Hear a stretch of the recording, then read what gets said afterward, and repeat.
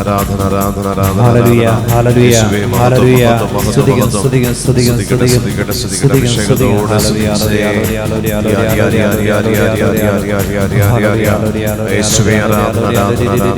പരിശുദ്ധാത്മാവേ സ്തുതിക്കുന്നു സ്തുതിക്കുന്നു സ്തുതിക്കുന്നു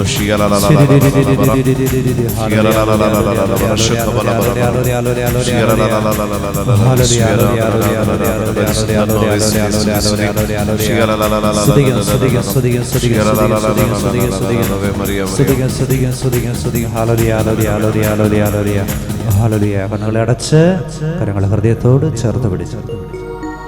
ആത്മാവേ എൻ്റെ ആത്മാവേ കർത്താവിനെ സ്തുതിച്ചിടുവിൻ. ആത്മാവേ എൻ്റെ ആത്മാവേ കർത്താവിനെ സ്തുതിച്ചിടുവിൻ.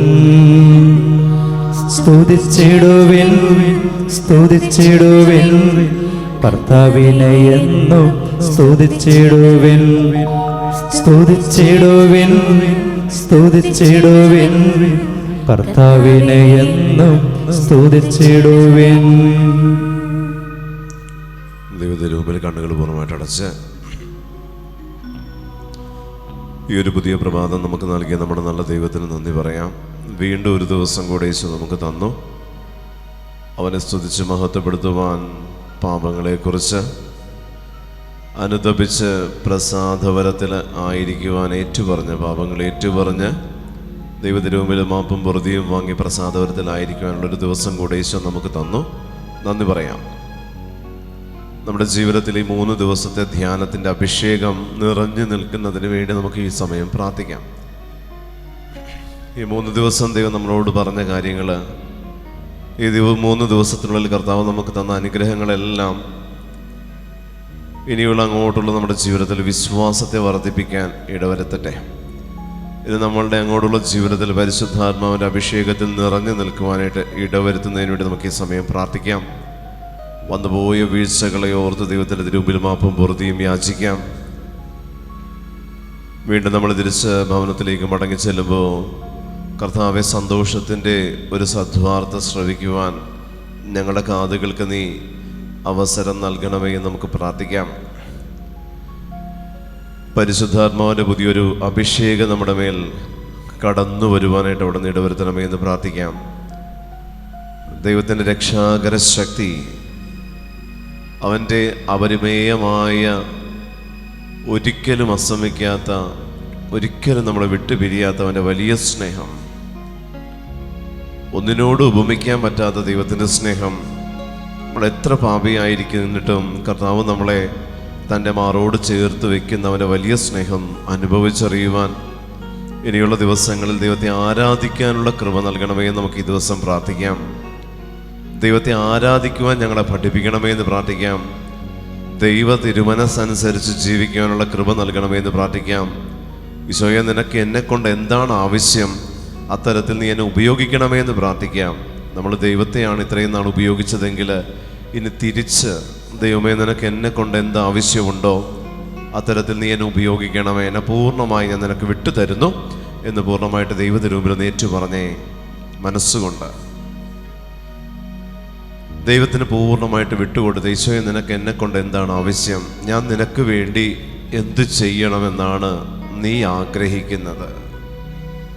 ഈശോയോട് തിരിച്ചു ചോദിക്കാം. ഈ ചോദ്യം ഈശോ നമ്മളോട് ചോദിച്ചതാണെങ്കിൽ നമ്മൾക്ക് ഈശോയോട് തിരിച്ചു ചോദിക്കാം, ഞാൻ നിനക്ക് വേണ്ടി എന്ത് ചെയ്യണമെന്നാണ് ഈശോയെ നീ ആഗ്രഹിക്കുന്നത്? ഇത്രയും നാള് ഞാൻ നിന്നെ ഉപയോഗിച്ച് ജീവിച്ചു, ഇനി നീ എന്നെ ഉപയോഗിച്ച് നിന്റെ രാജ്യം വിപുലമാക്കണമേ. ഇനി നീ എന്നെ ഉപയോഗിച്ച് നിന്റെ പാപികളുടെ മാനസാന്തരം എന്ന് പറയുന്ന നിന്റെ വലിയ ലക്ഷ്യം, ആത്മാക്കളെ നേടുക എന്ന് പറയുന്ന നിന്റെ വലിയ ലക്ഷ്യം, അതിലേക്ക് നീ എന്നെ പറഞ്ഞയക്കണമേ എന്ന് മനസ്സുകൊണ്ടെന്ന് ദാഹത്തോടെ പ്രാർത്ഥിച്ചേ. ഇതിന് നമ്മളെ ഒരുക്കുന്നത് പരിശുദ്ധ കന്യകാമറിയമാണ്.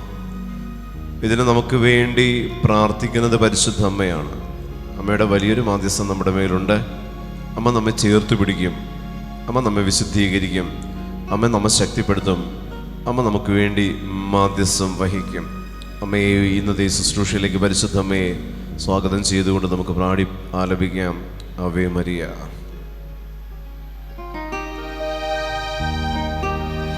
ആവേ ആവേ ആവേ മരിയ, ആവേ ആവേ ആവേ മരിയ, ആവേ ആവേ ആവേ മരിയ, ആവേ ആവേ ആവേ മരിയ. കൂടെ ആവേ ആവേ ആവേ മരിയ,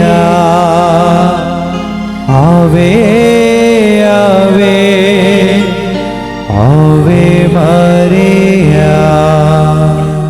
നന്മ നിറഞ്ഞ മറിയമേ സ്വസ്തി, കർത്താവ് അങ്ങയോടുകൂടെ സ്ത്രീകളിൽ അങ്ങ് അനുഗ്രഹിക്കപ്പെട്ടവളാകുന്നു. അങ്ങയുടെ ഉദരത്തിൻ ഫലമായി ഈശോ അനുഗ്രഹിക്കപ്പെട്ടവനാകുന്നു.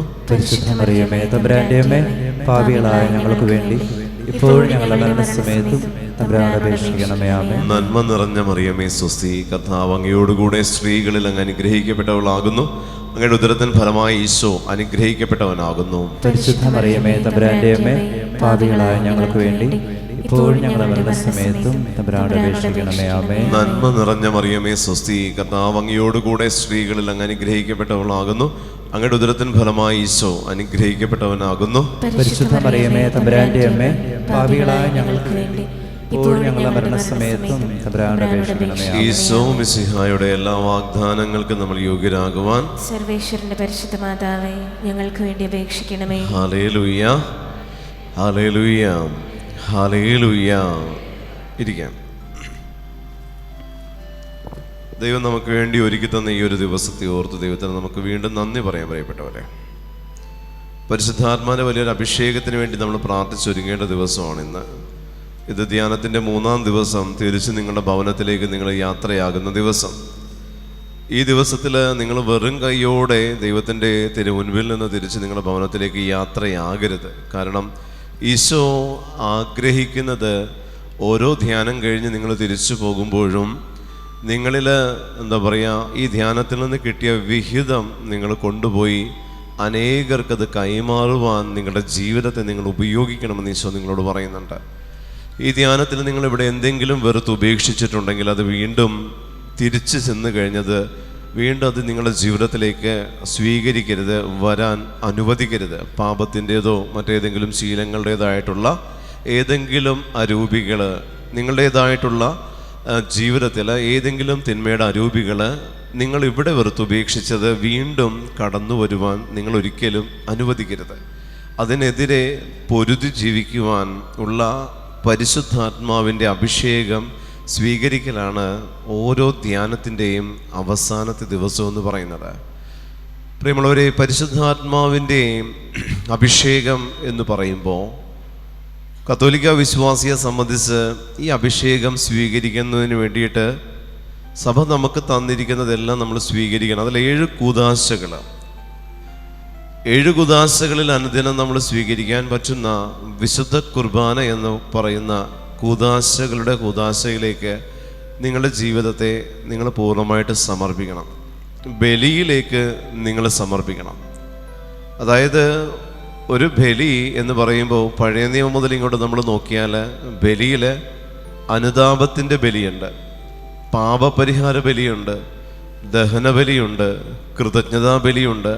ഇങ്ങനെ ബലികളുടെ ഒരു വൈവിധ്യം നമുക്ക് കാണാനായിട്ട് സാധിക്കും. ബലികളുടെ ഒരു വൈവിധ്യം നമുക്ക് കാണാൻ പറ്റും. ബലികളിൽ തന്നെ പല തരത്തിൽ ബലിയെ പഴയ നിയമം മുതൽ ഇങ്ങോട്ട് നമ്മൾ വായിക്കുമ്പോൾ ബലിയെ പേരിട്ട് വിളിക്കുന്നുണ്ട്.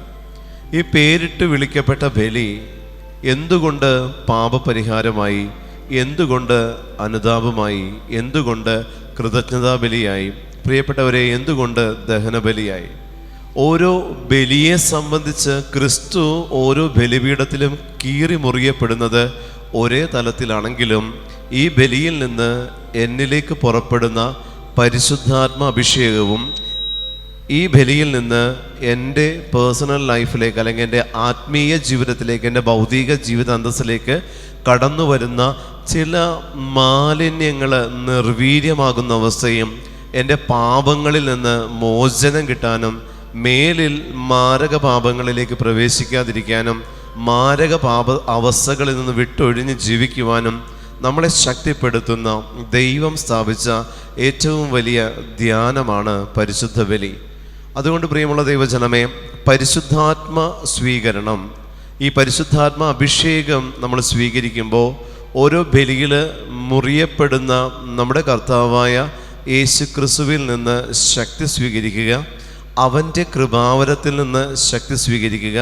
അവൻ മുറിയപ്പെട്ടപ്പോൾ ഞാൻ ഏത് മനോഭാവത്തോടെ ആ ബലിയിൽ പങ്കെടുക്കുന്നുവോ എന്നെ സംബന്ധിച്ച് ആ ബലി എനിക്ക് ആ ഒരു നിയോഗത്തിലേക്കുള്ളതാണ്.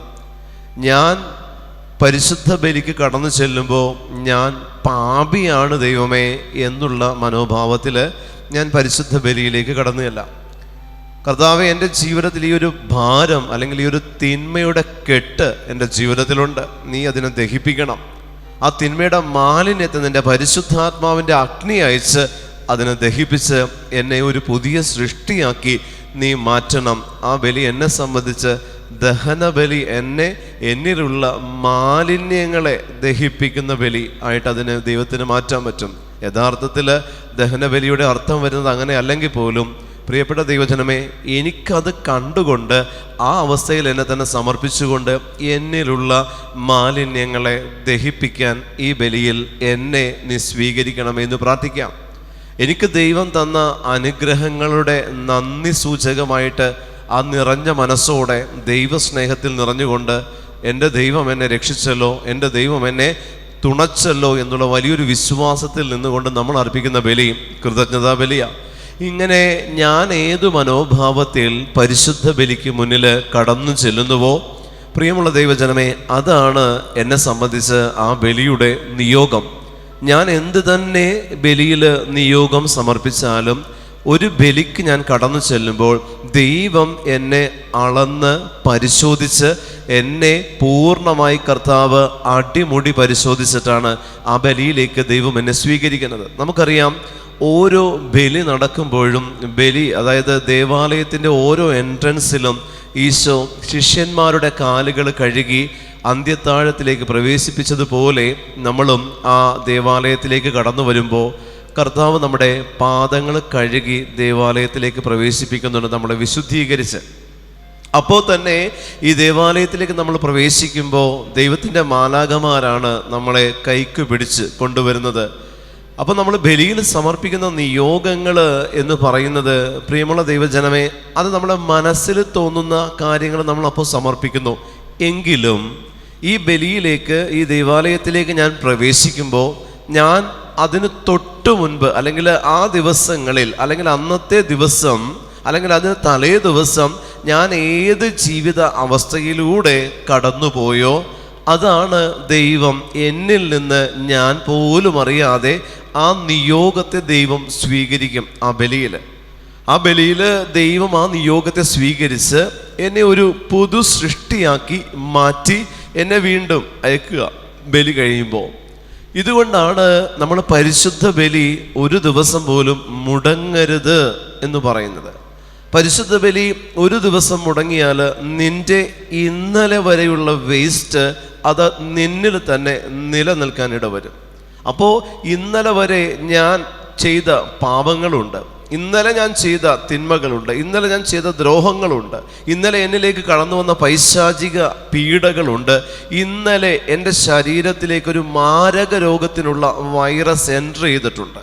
ഇങ്ങനെ പലതും ഇന്നലെ സംഭവിച്ചിട്ടുണ്ടെങ്കിൽ ഞാനെന്ന് പറയുന്ന വ്യക്തി അതൊരിക്കലും അറിയുന്നില്ല. പക്ഷെ ഇതെല്ലാം എൻ്റെ ഉള്ളിലുള്ളത് കൊണ്ട് ഇതറിയുന്ന ദൈവം ഞാൻ പ്രസാദപര അവസ്ഥയിലേക്ക് ബലിപീഠത്തിനടുത്തേക്ക് ഞാൻ വരുമ്പോൾ ഇതെല്ലാം ദൈവത്തിനറിയാവുന്നത് കൊണ്ട് ഞാൻ അവനോട് എന്തെങ്കിലും സമർപ്പിച്ചിട്ട് വേണ്ട അവൻ എൻ്റെ നിയോഗം സ്വീകരിക്കാൻ. ഞാനെന്ന് പറയുന്ന നിയോഗത്തെ തന്നെയാണ് ആ ബലിയിൽ നമ്മുടെ ദൈവമായ കർത്താവ് നമ്മെ സ്വീകരിക്കുന്നത്. അത്തരത്തിലാണ്, നമ്മൾ അറിയുന്നില്ല. നമ്മളെ ഏത് രീതിയിൽ അവൻ സ്വീകരിക്കുന്നു എന്നുള്ളത് നമുക്ക് ഒരിക്കലും അറിയില്ല. നമ്മൾ കുറേ നിയോഗങ്ങളുടെ ഭാണ്ഡക്കെട്ടുമായിട്ട് നമ്മൾ ചെല്ലുക.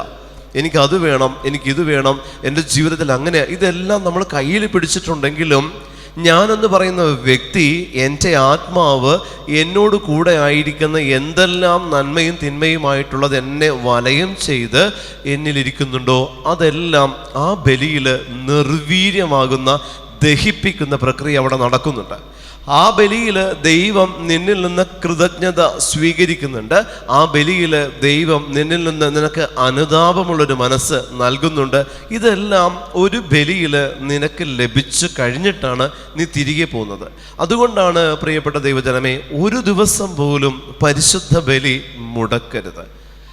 നിങ്ങൾ ഇവിടെ നിന്ന് വിട്ട് നാട്ടിൽ ചെന്ന് നിങ്ങളുടെ വീടുകളിലേക്ക് ചെന്ന് കഴിഞ്ഞാൽ നിങ്ങളുടെ ഏറ്റവും അടുത്തുള്ള ദേവാലയം, നിങ്ങളുടെ നിങ്ങളുടെ ഇടവക ദേവാലയമോ അല്ലെങ്കിൽ ആശ്രമങ്ങളോ മറ്റേതെങ്കിലും തരത്തിൽ എവിടെ ബലിയർപ്പണം നടക്കുന്നുവോ അവിടെ നിങ്ങൾ അനുദിനം ചെന്ന് ബലിയർപ്പിക്കുമ്പോൾ ആ ദേവാലയം ഏത് വിശുദ്ധൻ്റെ മാധ്യസ്ഥത്തിൽ പ്രതിഷ്ഠിക്കപ്പെട്ടിരിക്കുന്നുവോ ആ വിശുദ്ധൻ്റെ മാധ്യസ്ഥ ശക്തി ആ ദേവാലയത്തിൽ നിങ്ങൾ ബലിയർപ്പിക്കുമ്പോൾ നിങ്ങൾക്ക് ബോണസായി കിട്ടുന്നതാണ്. പരിശുദ്ധ അമ്മയുടെ നാമധേയത്തിലുള്ള ദേവാലയങ്ങളുണ്ട്. വിശുദ്ധ ഔസേപ്പിതാവിൻ്റെ, വിശുദ്ധ അന്തോനിസിൻ്റെ, വിശുദ്ധ യൂദാസ്ലീഹായുടെ, സകല അങ്ങനെ പല വിശുദ്ധരുടേതായിട്ടുള്ള ദേവാലയങ്ങളുണ്ട്. പ്രിയപ്പെട്ട ദൈവജനമേ, ഏത് ആലയത്തിൽ ചെന്ന് നമ്മൾ ബലിയർപ്പിക്കുന്നുവോ അവിടെ ഏത് വിശുദ്ധൻ്റെ, പരിശുദ്ധ അമ്മയുടേതോ മറ്റേത് വിശുദ്ധൻ്റെ നാമധേയത്തിൽ ആ ദേവാലയം അറിയപ്പെടുന്നുവോ അതിൻ്റെ മാധ്യസ്ഥ ശക്തി നമ്മളുടെ മേൽ കടന്നു വരുവാൻ നമ്മൾ അർപ്പിക്കുന്ന ബലി കാരണമാകുന്നുണ്ട്. പ്രിയമുള്ളവരെ, ഇവിടെയെല്ലാം ദൈവം നോക്കുന്ന മാനദണ്ഡം ഞാൻ പറഞ്ഞില്ലേ, പ്രസാദപര അവസ്ഥയാണ്. ഒരു വിശുദ്ധ, ഞാൻ പറഞ്ഞു ഇതിപ്പോൾ മാതാവിൻ്റെ പേരിൽ പ്രതിഷ്ഠിക്കപ്പെട്ട ആലയമാണെങ്കിൽ ഇവിടെ ഞാൻ ബലിയർപ്പിക്കുമ്പോൾ പരിശുദ്ധ അമ്മയുടെ ആ ഒരു അഭിഷേകത്തെ സ്വീകരിക്കാൻ ഞാൻ വരുമ്പോൾ അമ്മയിൽ ഉണ്ടായിരുന്ന ഗുണങ്ങൾ, അമ്മയിൽ ഉണ്ടായിരുന്ന ദൈവത്തിൻ്റെ ഫലങ്ങൾ അമ്മ പുറപ്പെടുവിച്ചത് എങ്ങനെ, അതിൻ്റെ ഒരു അംശമെങ്കിലും ശീലിച്ചിട്ട് വേണം നമ്മൾ ആ ബലിയിലേക്ക് പ്രവേശിക്കാൻ. ഈ ബലിയിലേക്ക് നമ്മൾ പ്രവേശിക്കുമ്പോൾ നമ്മൾ അതിൽ ഒന്നും അറിയുന്നില്ല. ശരിക്കും പറഞ്ഞാൽ നമ്മൾ ബലിയിലേക്ക് പോകുമ്പോൾ നമ്മളൊരു ഒരു ഒരു നാടകം അല്ലെങ്കിൽ ഒരു സിനിമ കാണുന്ന ഫീലിലാണ് പലരും ബലിയർപ്പിക്കാൻ പോയി നിൽക്കുന്നത്. ഈ ബലിയർപ്പിക്കാൻ പോകുമ്പോൾ ഒരിക്കലും നമ്മുടെ ദൃഷ്ടി പരിശുദ്ധ ബലിപീഠത്തിൽ നിന്ന് വ്യതിചലിക്കാൻ പാടില്ല. ഒരിക്കലും നമ്മുടെ ദൃഷ്ടി നമ്മുടെ മുന്നിലും ഇടതുവശത്തും ഇരിക്കുന്നവരിലേക്ക് നമ്മൾ പോകരുത്. ബലിയർപ്പിക്കാൻ നീ പോകുമ്പോൾ നിങ്ങൾ ആദ്യം ചിന്തിക്കേണ്ടത് ആർക്കെല്ലാം ഈ ബലി വഴി എനിക്ക് സഹായിക്കാൻ പറ്റും എന്നുള്ളത് ചിന്തിക്കുക. ആരെയെല്ലാം ഈ ബലിയിലൂടെ എനിക്ക് സഹായിക്കാൻ പറ്റും. അവിടെയാണ് നമ്മൾ ചെയ്യുന്ന ശുശ്രൂഷയുടെ ഒരു ശുശ്രൂഷാ ജീവിതത്തിലേക്ക്, ഒരു ശുശ്രൂഷാ ജീവിതത്തിലേക്ക് കടക്കാൻ ആഗ്രഹിക്കുന്നുണ്ടെങ്കിൽ, അതല്ലെങ്കിൽ ഒരു ശുശ്രൂഷകനായിട്ടുള്ള വ്യക്തി, അതല്ലെങ്കിൽ നിങ്ങളിൽ ആത്മാക്കളെ നേടാൻ പ്രതീക്ഷിക്കുന്നുണ്ടെങ്കിൽ, ആഗ്രഹിക്കുന്നുണ്ടെങ്കിൽ, ആർക്കെല്ലാം ഈ ബലി വഴി ഉപകാരമുണ്ട്, ആരെയെല്ലാം ഞാൻ സമർപ്പിക്കണം ദൈവമേ എന്നുള്ള ചിന്ത ആദ്യം നമുക്ക് വരണം. ആ ചിന്ത നമുക്ക് വന്നു കഴിഞ്ഞാൽ ഏറ്റവും ആദ്യം നമ്മുടെ മനസ്സിലേക്ക് കടന്നു വരേണ്ടത് നമ്മുടെ കുടുംബത്തിൽ നിന്ന് മരിച്ചുപോയ വ്യക്തികളുടെ ആത്മാക്കളെയാണ്. എൻ്റെ അപ്പൻ്റെ, എൻ്റെ അമ്മയുടെ 2 തലമുറയിൽ നിന്ന് മരിച്ചുപോയ പേരറിയാവുന്നവരുടെ എല്ലാം പേര് പറഞ്ഞ് നിങ്ങൾ പ്രാർത്ഥിക്കുക. ഒരു 15 മിനിറ്റ് അല്ലെങ്കിൽ 20 മിനിറ്റ്, മണിക്കൂർ മുമ്പെങ്കിലും നിങ്ങൾ ദേവാലയത്തിലെത്തിയാൽ നിങ്ങൾക്ക് സമർപ്പിക്കാനുള്ള സമയം കിട്ടും. പ്രിയപ്പെട്ടവരെ, നിങ്ങൾ അരമണിക്കൂർ മുമ്പെങ്കിലും ദേവാലയത്തിലെത്തി നിങ്ങളുടെ അപ്പൻ്റെ അമ്മയുടെ തലമുറയിൽ നിന്ന് മരിച്ചുപോയ വ്യക്തികളുടെ ആത്മാക്കളെ സമർപ്പിക്കുക. നാളെ നമ്മൾ മരിക്കും. നമുക്ക് വേണ്ടി പ്രാർത്ഥിക്കാനായിട്ട് ഒരുപക്ഷെ നമ്മുടെ മക്കൾക്ക് സമയം ഉണ്ടാകണമെന്നില്ല. അപ്പോൾ നമ്മൾ ഏത് ശുദ്ധീകരാത്മാക്കൾക്ക് വേണ്ടി പ്രാർത്ഥിച്ചുവോ അവരെ നമ്മൾ പ്രാർത്ഥിച്ച സ്വർഗപ്രവേശനത്തിലേക്ക് നമ്മൾ കയറ്റിയിട്ടുണ്ടോ, നമ്മുടെ പ്രാർത്ഥന വഴി അവർ നമുക്ക് വേണ്ടി മാധ്യസ്ഥം വിളിക്കും. അതുകൊണ്ട് ബലിയിലേക്ക് നമ്മൾ കടന്നു ചെല്ലുമ്പോൾ നമ്മുടെ തലമുറയിൽ നിന്ന് മരിച്ചുപോയ പേരറിയാവുന്നത് വരെയുള്ളവരുടെ എല്ലാവരുടെയും പേരുകൾ സമർപ്പിക്കുക. അതിനുശേഷം ശുദ്ധീകരണ സ്ഥലത്ത് ആരും പ്രാർത്ഥിക്കാനില്ലാത്ത, ആരും പോലും ഇല്ലാത്ത ആത്മാക്കൾ ഒത്തിരിയുണ്ട്. ആരും പ്രാർത്ഥിക്കാനില്ല അവർക്ക് വേണ്ടിയിട്ട്. അനാഥരായിട്ട് മരിച്ചുപോയവരുണ്ട്, അല്ലെങ്കിൽ മരണശേഷം മക്കളും മരിച്ചു, കുടുംബം മൊത്തം മരിച്ചുപോയത്, ഒറ്റ വല്ല പ്രകൃതി ദുരന്തങ്ങളിൽ കുടുംബം തന്നെ തീർന്നു പോയതൊക്കെയാണ്. അവർക്ക് വേണ്ടി ആരും പ്രാർത്ഥിക്കാൻ ഓർക്കത്തില്ല. അങ്ങനെയുള്ള ആത്മാക്കളെ നമ്മൾ ബലിപീഠത്തിലേക്ക് സമർപ്പിക്കണം. എല്ലാ മരിച്ചുപോയ സകല വിശ്വാസികളും നമ്മൾ സമർപ്പിക്കണം. അതിൽ പ്രകൃതി ദുരന്തങ്ങളിലൂടെ മരിച്ചുപോയ ആത്മാക്കളുണ്ട്. അവരുടെ മരണ സമയമെത്തുന്നതിന് മുൻപ് ഒരു പക്ഷേ അവർ മരിച്ചിട്ടുണ്ടാകാം. പ്രകൃതി ദുരന്തങ്ങൾ, ദേശത്തിൻ്റെ മേൽ വന്ന സാത്താൻ്റെ ആ അതിക്രമത്തിൽ മരിച്ചുപോയവരുണ്ട്. കൊല്ലപ്പെട്ടവരെന്നേ പറയാൻ പറ്റുള്ളൂ, മരിച്ചു എന്ന് പറയാൻ പറ്റില്ല. കൊറോണ വന്ന് മരിച്ചത്, അത് ഒരു ഫാബ്രിക്കേറ്റഡ് വൈറസ്. ആ വൈറസ് നമ്മുടെ ശരീരത്തിലേക്ക് കടന്നു വന്ന് നമ്മുടെ ജീവൻ എടുത്ത് നമ്മുടെ റെസ്പിറേറ്ററി സിസ്റ്റത്തെ നമ്മുടെ ശ്വസന വ്യവസ്ഥയെ കംപ്ലീറ്റ് താറുമാറാക്കിയ ആ ഒരു വൈറസ് പിടിച്ചത് എവിടെയാണ്? ശ്വസിക്കുന്ന അവിടെ ആ ഭാഗത്താണ് കയറി പിടിച്ചത്. അതും മൂലം മരിച്ചുപോയ വ്യക്തികൾ, ഇതെല്ലാം ദൈവം നിശ്ചയിച്ച സമയത്ത് തന്നെ മരിച്ചു എന്ന് നമുക്ക് പറയാൻ പറ്റില്ല. കർത്താവ് നിശ്ചയിച്ച ഡേറ്റിന് മുൻപ് മടങ്ങിപ്പോയവർ. പ്രിയമുള്ളവരെ, ഇതെല്ലാം നമ്മൾ സമർപ്പിക്കണം ബലിപീഠത്തിൽ. വിജാതിരായി മരിച്ചുപോയ, വിജാതിരായി ജനിച്ച് ജീവിച്ച് മരിച്ച ആത്മാക്കൾ നമ്മുടെ പ്രാർത്ഥന പലപ്പോഴും അവർ പ്രതീക്ഷിക്കുന്നുണ്ട്. ആത്മാക്കൾ, അവർക്ക് വേണ്ടി നമ്മൾ പ്രാർത്ഥിക്കണം. ബലിയിൽ അവരെ സമർപ്പിച്ചുകൊണ്ട് വിജാതീയരായിട്ട് ജനിച്ച് ജീവിച്ച് മരിച്ചുപോയ എല്ലാ ആത്മാക്കളുടെയും മേൽ കരുണയായിരിക്കണമേ എന്ന് നമ്മൾ അവരെ സമർപ്പിച്ച് പ്രാർത്ഥിക്കണം. വിട്ടുകളയരുത് നമ്മളവരെ. അവർക്ക് വേണ്ടി, അവർക്ക് ഇങ്ങനെയൊരു ഭാഗ്യം ലഭിച്ചിട്ടില്ല, ജീവിക്കുന്ന ദൈവത്തെ അറിഞ്ഞിട്ടില്ല. അവർ ഭൂമിയിൽ ജീവിച്ചിരുന്നപ്പോൾ ഇങ്ങനെ ഒരു സത്യദൈവം ഉണ്ടെന്ന് ഒരുപക്ഷെ അവർ അറിഞ്ഞിട്ടുണ്ടാവില്ല. അവർ മരിച്ചു കഴിഞ്ഞപ്പോൾ ആത്മാക്കൾ പ്രാർത്ഥന ആഗ്രഹിക്കുന്നുണ്ട്. പ്രിയപ്പെട്ടവരെ, പലപ്പോഴും പല വിശുദ്ധർക്കും അത് വെളിപ്പെടുത്തപ്പെട്ട സത്യമാണ്. അപ്പം അതുകൊണ്ട് തന്നെ നമ്മൾ അവർക്ക് വേണ്ടി ബലിയിൽ നമ്മൾ സമർപ്പിക്കണം. ഞാനിതെല്ലാം എൻ്റെ സമർപ്പണത്തിൻ്റെ ലിസ്റ്റാണ് ഞാൻ നിങ്ങളോട് പറയുന്നത്, അല്ലാതെ ഞാൻ പഠിച്ചതല്ല. ഞാൻ സമർപ്പിക്കുന്ന ലിസ്റ്റാണ്. അരമണിക്കൂറാണ് എനിക്ക് സമർപ്പണം ബലിയിൽ. ഇതിലൊന്നും എൻ്റെ നിയോഗങ്ങളില്ല. പിന്നെ പിതാവിനും പുത്രനും പരിശുദ്ധാത്മാവിനും, പിതാവിന് നന്ദി പറയണം, പുത്രന് നന്ദി പറയണം, പരിശുദ്ധാത്മാവിന് നന്ദി പറയണം. കാരണം പിതാവായ ദൈവം പുത്രനെ നമുക്ക് തന്നു, പുത്രൻ നമുക്ക് വേണ്ടി യാഗമായി. പരിശുദ്ധാത്മാവിന് നമ്മൾ നന്ദി പറയണം. കാരണം ആ ബലി വഴി പരിശുദ്ധാത്മാവിൻ്റെ സ്നേഹവും അഭിഷേകവും നമ്മൾ അനുഭവിക്കുന്നുണ്ട്. പിന്നെ നമ്മളെ തന്നെ വ്യക്തിപരമായിട്ട് സമർപ്പിക്കണം. ഞാനെന്ന് പറയുന്ന വ്യക്തിയെ ആ ബലിപീഠത്തിലേക്ക് സമർപ്പിക്കണം. പിന്നെ എൻ്റെ കുറവുകളോടെ സമർപ്പിക്കണം. എൻ്റെ കുറവുകളോടുകൂടെ എന്നെ തന്നെ ആ ബലിപീഠത്തിലേക്ക് സമർപ്പിക്കണം. നമ്മൾ തികഞ്ഞവരല്ല, എല്ലാം തികഞ്ഞവരോ ഒന്നും തികഞ്ഞവരല്ല. നമ്മൾ എല്ലാം എന്ന് പറയണ്ട, ഒന്നും തികഞ്ഞവരല്ല, പാപികളാണ് നമ്മൾ. ഒരു യോഗ്യതയില്ല നമുക്കൊന്നും ബലിയിൽ പങ്കെടുക്കാൻ. എങ്കിലും കർത്താവിൻ്റെ കരുണ കൊണ്ട് ക്രിസ്ത്യാനിയായി മാറ്റപ്പെട്ടു, അത്രയേ ഉള്ളൂ.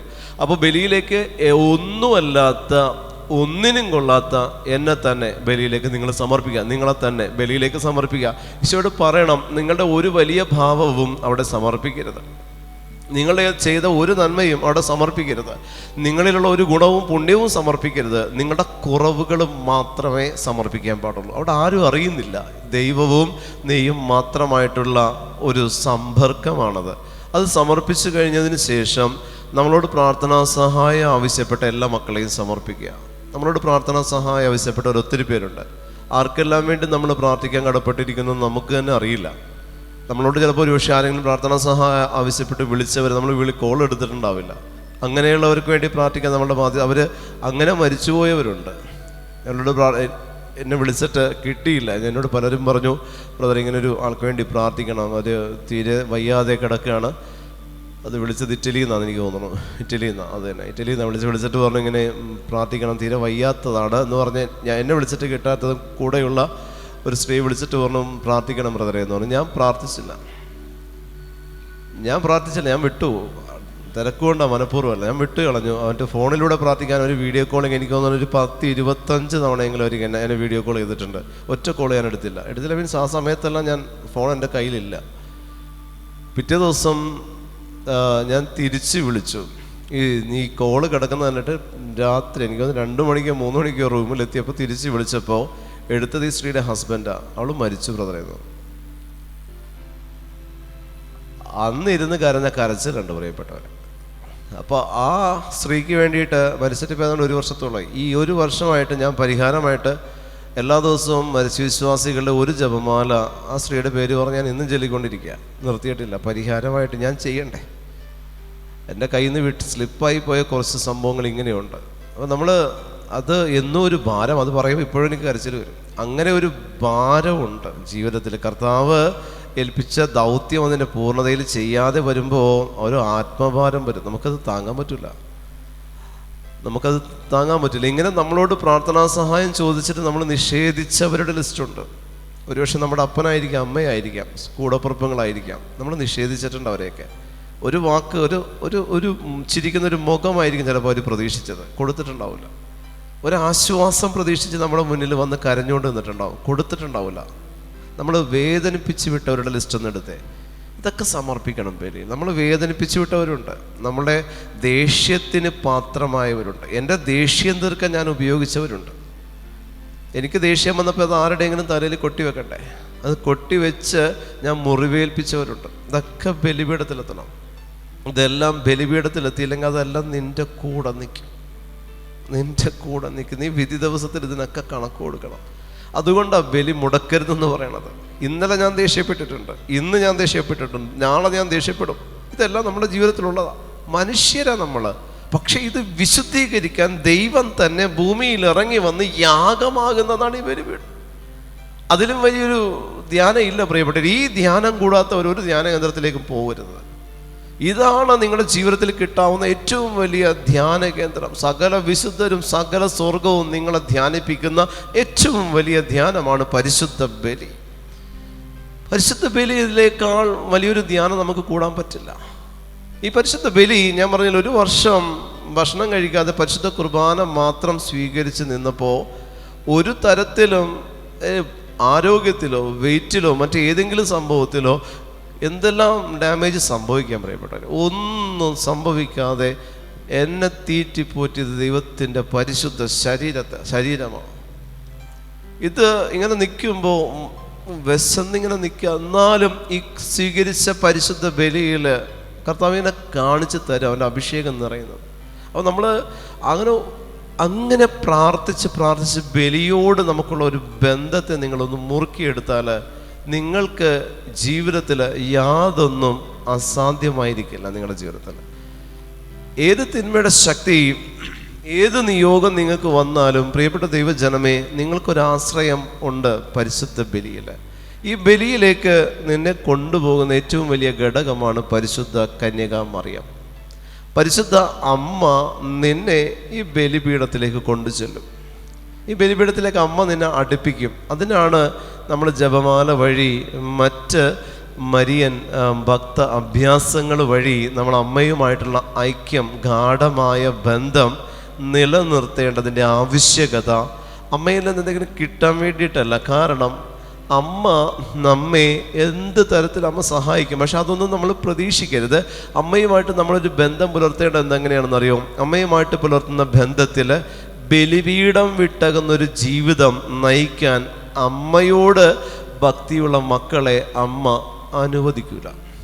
ബലിപീഠത്തിൽ നിന്നകന്നൊരു ജീവിതത്തിന് അമ്മ ഒരിക്കലെയും അമ്മയുടെ ഒരു മക്കളെയും അമ്മ പ്രോത്സാഹിപ്പിക്കില്ല. അമ്മ അങ്ങനെ വിടില്ല. അതുകൊണ്ട് അമ്മയോട് കൂടെ നിന്നാൽ നിനക്ക് ബലിയർപ്പിക്കാൻ മടിയാണെങ്കിലും അമ്മ നിന്നെ കൊണ്ടുപോകും. നിനക്ക് ഇന്ന് ബലിയർപ്പിക്കാൻ തോന്നണില്ല, ഇന്ന് മടിയാ, എനിക്ക് ക്ഷീണം, എനിക്കൊന്ന് ഉറങ്ങണം, പക്ഷെ അമ്മ കൊണ്ടുപോകും. ജീവിതാനുഭവം കൊണ്ട് പറയും, അമ്മ കൊണ്ടുപോകും. പലപ്പോഴും ശുശ്രൂഷ കഴിഞ്ഞ് വെളുപ്പിന് 2 മണിക്ക് 3 മണിക്കൊക്കെ എത്തുമ്പോൾ കാലത്ത് 6 മണിക്കത്തെ കുർബാനയ്ക്ക് പോകാൻ എഴുന്നേക്കാൻ പറ്റില്ല. നമ്മളിങ്ങനെ എഴുന്നേറ്റ് നിൽക്കുമ്പോൾ തന്നെ തല ചുറ്റി അപ്പം തന്നെ വീഴും. അപ്പോഴും അവിടെ ഒരു കോംപ്രമൈസ് ഇല്ല തമ്പുരാന്. അമ്മ പൊക്കിയെടുത്ത് കൊണ്ടുപോകണത് പല തവണ അനുഭവിച്ചിട്ടുണ്ട്. വൈകിട്ട് കുർബാനയുണ്ട്, ഇല്ലാഞ്ഞിട്ടല്ല. എന്നാലും പറയും, എന്നിലൂടെ ഒരു ദിവസം തുടങ്ങുക. ഈശോ തരുന്ന ഒരു സ്വരമാ, ഒരു ദിവസം നീ എന്നിലൂടെ ആരംഭിക്ക്. എന്നെ ഭക്ഷിച്ചുകൊണ്ട്, എന്നെ സ്വീകരിച്ചുകൊണ്ട് നിന്റെ ഒരു ദിവസം ആരംഭിക്കുക. എന്തിനാ നമ്മൾ എന്തെല്ലാം വേസ്റ്റോടുകൂടെയാണ് നമ്മൾ ഒരു ദിവസം ആരംഭിക്കുന്നത് പ്രിയപ്പെട്ടവരെ? യേശുവിനോട് കൂടെ ഒരു ദിവസം ആരംഭിക്കുക. നിങ്ങളുടെ ഏത് പ്രൊഫഷൻ ആണെങ്കിലും അവിടെയെല്ലാം ദൈവത്തിന് നിന്നെ ഹെൽപ്പ് ചെയ്യാൻ പറ്റണമെങ്കിൽ പരിശുദ്ധ കുർബാന സ്വീകരിച്ച് നിങ്ങൾ പോകണം. പരിശുദ്ധ കുർബാന മുടക്കരുത്. അത് ക്രിസ്ത്യാനിറ്റി അല്ല. നമ്മൾ ക്രിസ്ത്യാനിയാണോ? ക്രിസ്തു മുറിയപ്പെടുമ്പോൾ എവിടെ പോയി ക്രിസ്ത്യാനി എന്ന് മറ്റ് വിജാതിയരും നമ്മളോട് ചോദിക്കാൻ ഇടവരുത്തരുത്. ക്രിസ്തു മുറിയപ്പെട്ടപ്പോൾ ക്രിസ്ത്യാനി എവിടെ എന്നവർ ചോദിക്കും. പലരും ചോദിച്ചിട്ടുണ്ട്. ക്രിസ്തു മുറിയപ്പെടുക അവിടെ, നീ ഇവിടെ നിൽക്കുകയാണോ? ഒരു മുസ്ലിം ചോദിക്കുക. ക്രിസ്തു അവിടെ മുറിയപ്പെടുക, എന്നോടല്ല കേട്ടോ, കാരണം അവിടെ ചോദിക്കുന്നത് ഞാൻ കേട്ടോണ്ട് നിൽക്കുക. അവർ പരിഹസിച്ചാൽ ചോദിച്ചത്, നീ എന്താ കുർബാനയ്ക്ക് പോകത്തെന്നുള്ള ദുഃഖം കൊണ്ട് ചോദിച്ചൊന്നുമില്ല, പരിഹസിക്കുക. ക്രിസ്തു അവിടെ മുറിയപ്പെടുക, അതേ ഇവിടെ നിൽക്കുക, അത്രയേ ഉള്ളവനെന്ന് പള്ളിയായിട്ടുള്ള ബന്ധം ഇങ്ങനെ പറയാം. അത് കേട്ടിട്ട് ഈ പൊട്ടം നിന്ന് ചിരിച്ചുകൊണ്ട് നിൽക്കുക. നമ്മുടെ ക്രിസ്തീയതയുടെ എന്താ പറഞ്ഞിട്ട് കാര്യമില്ല. അതാണ് നമ്മൾ ക്രിസ്ത്യാനികളുടെ സ്വഭാവം. നമ്മളെല്ലാത്തിനോടും കോംപ്രമൈസ് ചെയ്യും. ക്രിസ്തുവിൻ്റെ എല്ലാ അവസ്ഥകളോടും നമ്മൾ കോംപ്രമൈസ് ചെയ്ത് നമ്മുടെ ശരീരം, നമ്മുടെ ജീവിതം, നമ്മുടെ സമ്പത്ത്, നമ്മുടെ മക്കൾ, നമ്മുടേതായിട്ടുള്ളതിലേക്ക് മാത്രമേ നമ്മൾ ഇങ്ങനെ നോക്കിക്കൊണ്ടിരിക്കുക. ഇതിപ്പോൾ ശരിയാവും എന്ന് പറഞ്ഞിട്ട് ഒന്നും നടക്കാനും പോകുന്നില്ല. പ്രിയമുള്ള ദൈവജനമേ, ബലിപീഠത്തിലേക്ക് നീ കടന്നു ചെല്ലുമ്പോൾ ഈ നിയോഗങ്ങളെല്ലാം നീ സമർപ്പിച്ച് ഈ നിന്നെ ഫ്രീ ആക്കുക. അന്നത്തെ ദിവസം നിന്നെ ഫ്രീ ആക്കുക. മുഴുവൻ ഒരു വെയിറ്റ് ഇല്ലാത്ത, ഫ്രീ ആയ, ഭാരമില്ലാത്ത, വെറുപ്പില്ലാത്ത, ദേഷ്യമില്ലാത്ത ഒരവസ്ഥയോടുകൂടെ ഒരു ദിവസം തുടങ്ങി കിട്ടിയാൽ പിന്നെ നിനക്ക് തിരിഞ്ഞു നോക്കേണ്ടി വരില്ല. അന്നത്തെ ദിവസം നിൻ്റെ എല്ലാ ഉദ്യമങ്ങളും ഈശോ ഏറ്റെടുക്കും. അന്നത്തെ ദിവസത്തെ നിൻ്റെ എല്ലാ ഉദ്യമങ്ങളും ഈശോ ഏറ്റെടുക്കും. തൊട്ടടുത്ത് പള്ളി ഉണ്ടായിട്ട് നമ്മൾ പോയിട്ടില്ല. പല സ്ഥലങ്ങളിലും ശുശ്രൂഷയ്ക്ക് പോകുമ്പോൾ കുർബാനയ്ക്ക് പോകുന്നത് 30-40 കിലോമീറ്ററൊക്കെയാണ്. വണ്ടി ഓടിച്ച് പോകേണ്ടി വന്നിട്ടുണ്ട്. എന്നാലും മുടക്കൂല. എന്നാലും കാലത്ത് എഴുന്നേറ്റ് ഓടും, വെളുപ്പിന് എഴുന്നേറ്റ് ഓടും. ഇവിടെ നമ്മളെ സംബന്ധിച്ച്, കേരളത്തെ സംബന്ധിച്ച് മുട്ടിന് 3 പള്ളിയുണ്ട്. നമുക്ക് ഓരോ ജംഗ്ഷനിലുണ്ട് പള്ളി. നമുക്കൊരു ദാരിദ്ര്യവും ഇല്ല പരിശുദ്ധ കുർബാനയ്ക്ക്. നമ്മുടെ നാട്ടിൽ പരിശുദ്ധ കുർബാനയെക്കുറിച്ചൊന്നും നിങ്ങൾ അറിയണ്ട. നിങ്ങൾ ഈശോ പഠിപ്പിച്ചോളൂ. അവിടെ പരിശുദ്ധ കുർബാന ഇത്രയും നാളായിട്ട് പഠിച്ചിട്ട് ഇനി പഠിക്കേണ്ട ആവശ്യമില്ല നിങ്ങൾക്ക് അതിൻ്റെ. അതുകൊണ്ടാണ് ഇത്ര നാളായിട്ട് അത് എന്താണെന്ന് അറിയാത്തത്. പക്ഷെ നിങ്ങളവിടെ ചെന്ന് ബലിപീഠത്തിന് ചെന്ന് മുന്നിൽ മുട്ടുകുത്തി നീ പ്രാർത്ഥിക്കുക. കർത്താവേ, നീ എന്നിവിടെ എന്താ നടക്കുന്നതെന്ന് എനിക്കറിയില്ല, അതിൻ്റെ എല്ലാ അർത്ഥതലങ്ങളൊന്നും എനിക്കറിയില്ല, പക്ഷേ ഞാൻ എന്നെ സമർപ്പിക്കുക. നീ ഇവിടെ മുറിയപ്പെടുന്നുണ്ട്, ഞങ്ങൾക്ക് വേണ്ടി നീ രക്തം ചിന്തുന്നുണ്ടെന്ന് എനിക്കറിയാം. അതെപ്പോൾ അതിൻ്റെ ഓരോ കൂദാശ കർമ്മം, അതിൻ്റെ റുഹാഷണ പ്രാർത്ഥന, ഇതിൻ്റെ കാര്യങ്ങളൊന്നും എനിക്കറിയത്തില്ല. വലിയ കാര്യങ്ങളൊന്നും ഞാൻ പറയുന്നില്ല. പക്ഷേ എൻ്റെ എളിമയിൽ നിന്നുകൊണ്ട് ഞാൻ പ്രാർത്ഥിക്കുക, എൻ്റെ മേൽ നീ കരുണയായിരിക്കണം, കാരണം നീ ദിവ്യകാരുണ്യമല്ലേ എന്ന് നിൻ്റെ ഉള്ളിൻ്റെ ഉള്ളിൽ നിന്ന് അനുതാപത്തോടു കൂടിയൊരു പ്രാർത്ഥന നീ ദൈവത്തിന് സമർപ്പിച്ചാൽ അതിനേക്കാൾ മറ്റൊന്നും നിങ്ങൾക്ക് നേടാനില്ല പ്രിയപ്പെട്ടവരെ. അതിനേക്കാൾ വലുത് മറ്റൊന്നും നിങ്ങൾക്ക് നേടാനില്ല. നിങ്ങൾ എത്ര ലക്ഷം ഉണ്ടാക്കിയാലും അതൊന്നും ആവില്ല. കുർബാനയെ നഷ്ടപ്പെടുത്തിക്കൊണ്ട് നീ എന്ത് സമ്പാദിക്കാൻ ഓടിയാലും നിൻ്റെ മക്കൾക്കോ നിനക്കോ അത് ഉപകരിക്കില്ല. പരിശുദ്ധ ബലിയെ നഷ്ടപ്പെടുത്തിക്കൊണ്ട് നീ എന്ത് കാര്യത്തിന് വേണ്ടി ഓടിയാലും അതൊന്നും നിനക്ക് ഉപകരിക്കില്ല. മറ്റൊന്നാണ്, വൈദികരെ നിന്ദിക്കുന്ന നാവുകൾ, വ്യക്തികൾ ഒരിക്കലും പരിശുദ്ധ ബലിക്ക് യോഗ്യരല്ല. പരിശുദ്ധ ബലിക്ക് നീ ചെന്ന് നിൽക്കുമ്പോൾ ഒരു ബലിപീഠം അനുഗ്രഹപൂർണ്ണമാണ്, അതൊന്നും പറയാനില്ല. പക്ഷേ ഈ ബലിപീഠം അനുഗ്രഹമാകാൻ ക്രിസ്തുവിൻ്റെ പ്രതിപുരുഷൻ അവിടെ നിൽക്കേണ്ട ആവശ്യമുണ്ട്. എന്നാലേ ആ ബലിപീഠം പൂർണ്ണമാകുള്ളൂ. ഇതിപ്പോൾ ഇവിടെ ക്രിസ്തുവിൻ്റെ പ്രതിപുരുഷൻ ഇല്ല, ബലിപീഠം മാത്രമേ ഉള്ളെങ്കിൽ ഈ ബലിപീഠം അപൂർണമാണ്.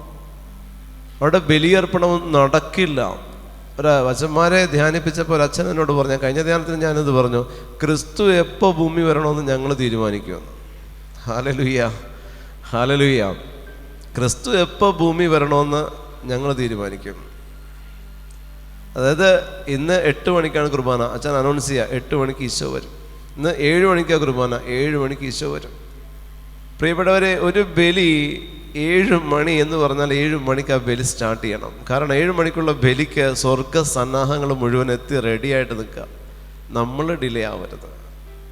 സ്വർഗം മുഴുവൻ ആ ബലിപീഠത്തിന് ചുറ്റും 7 മണിക്കത്തെ കുർബാനയാണോ 7 മണിക്ക് സ്വർഗം മുഴുവൻ റെഡിയായി നിൽക്കുന്ന സമയത്ത് നമ്മൾ ഇവിടെ നിന്ന് കുളിച്ച്, നമ്മൾ ഡ്രസ്സ് ചെയ്ത്, നമ്മൾ മേക്കപ്പൊക്കെ ഇട്ട് വണ്ടി എടുത്ത് സ്റ്റാർട്ട് ചെയ്ത് എല്ലാം കഴിഞ്ഞ് അവിടെ എത്തുമ്പോൾ 5 മിനിറ്റ് കഴിഞ്ഞ് കുർബാനയ്ക്ക്, 10 മിനിറ്റ് കഴിഞ്ഞ് ലേഖനം വായന കഴിഞ്ഞ് സുവിശേഷം വായന എത്തി. ചിലപ്പോൾ അത് കൂദാശ കാശോപ്പിൻ്റെ ഗാനം ആരംഭിക്കുമ്പോഴായിരിക്കും ചെല്ലണത്.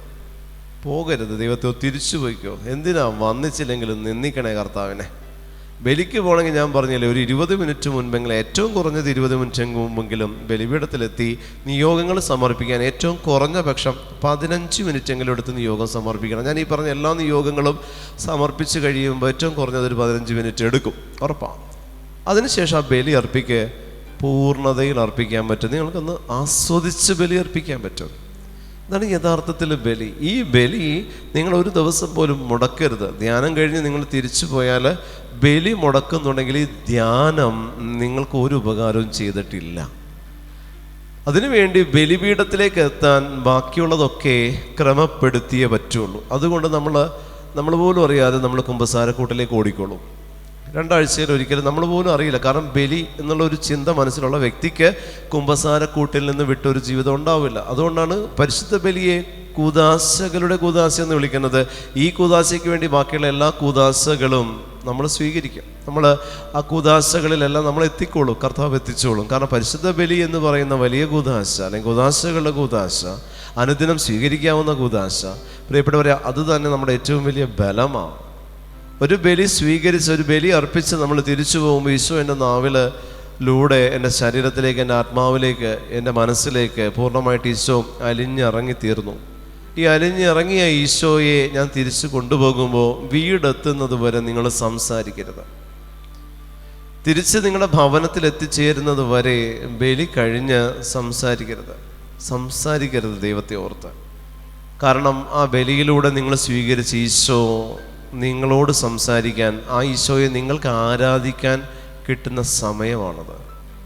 ആ ബലി കഴിഞ്ഞ് ഈശോ നിങ്ങളുടെ ഉള്ളിലുണ്ട്. ഈശോ അങ്ങനെ ഞാൻ ആരാധിക്കുന്നു. നടന്നാ പോകുന്നതെങ്കിൽ ഇങ്ങ് നോക്കണ്ട, താഴെ നോക്കി നടന്നാൽ മതി. കണ്ണ് ഇങ്ങനെ അടച്ചില്ല എന്നുള്ള രീതിയിൽ താഴെ നോക്കി ഇങ്ങനെ നടന്ന് ഈശോ അങ്ങേ ഞാൻ ആരാധിക്കുന്നു. ഇന്ന് ദിവസേനയിലേക്ക് കടന്നു വന്ന ഈശോയെ അങ്ങേ ഞാൻ ആരാധിക്കുന്നു, അങ്ങേക്ക് ഞാൻ നന്ദി പറയുന്നു. ഇത് മാത്രമേ ഒരു ഒരു ശരണമന്ത്രം പോലെ ദൈവത്തിൻ്റെ മുൻപിൽ ഇങ്ങനെ ആരാധിച്ച് വീട്ടിലെത്തി നിൻ്റെ വീടിൻ്റെ പ്രാർത്ഥനാ മുറിയിൽ ഈശോയെ തിരുഹൃദയ രൂപത്തിന് മുന്നിൽ ചെന്ന് നിൽക്കുക. നിങ്ങൾ നന്ദി പറഞ്ഞ് ആ ബലിയിലൂടെ എന്നിലേക്ക് കടന്നു വന്നതിനെ ഓർത്ത് നന്ദി പറഞ്ഞതിന് ശേഷം മറ്റാരോടെങ്കിലും സംസാരിക്കുക.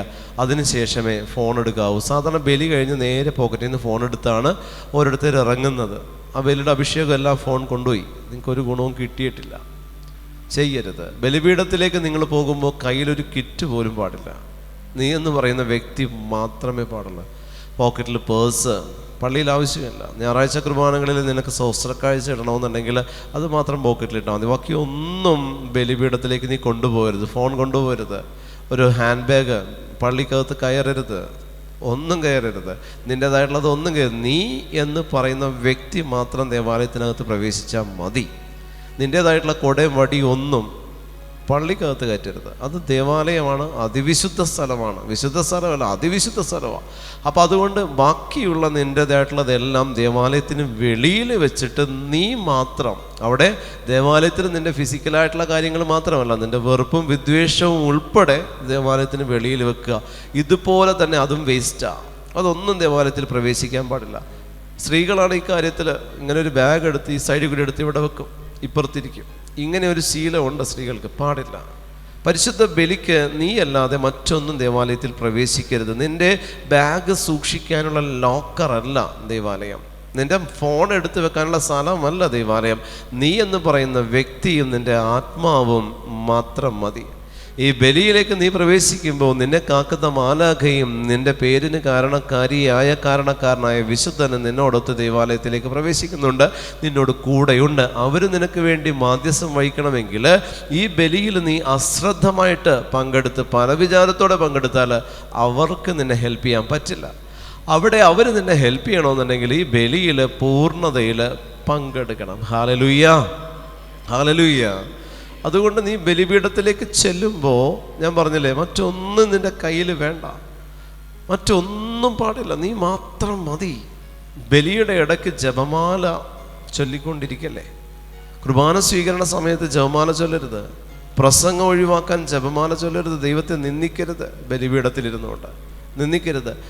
ജപമാല അല്ലാതപ്പോൾ ചൊല്ലാൻ പറഞ്ഞ ചെല്ലില്ല. പരിശുദ്ധ ബലിയുടെ സമയത്ത് ജപമാല ചൊല്ലിക്കുന്നുണ്ടെങ്കിൽ അത് ദൈവത്തിൻ്റെ അരൂപിയല്ല, പരിശുദ്ധാത്മാവല്ലത്, മറിച്ച് സാത്താനാ നിന്നെ കൊണ്ടത് ചെയ്യിക്കുന്നത്. ബലിയിൽ നിന്ന് കിട്ടേണ്ട അഭിഷേകം കിട്ടുകയില്ല.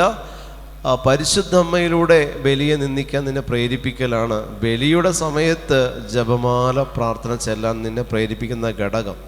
അല്ലാതെ ഫ്രീ ടൈം ഒരു 2 മണിക്കൂർ കിട്ടിയാൽ അത് കൈകൊണ്ട് തൊടില്ല, അപ്പോൾ ഫോൺ എടുക്കും. ബലിപീഠത്തിലേക്ക് ചെല്ലുമ്പോൾ ജപമാല എടുത്ത് ജപമാല കയ്യിൽ പിടിച്ചോ, പക്ഷെ ജപമാല ചൊല്ലണ്ട. അത് ദൈവഹിതമല്ല, അത് പാടില്ല. ബലിപീഠത്തിൽ നീ വെറുതെ ഇരിക്കുന്ന ഒരു സമയമില്ല, ഒന്നുമില്ല.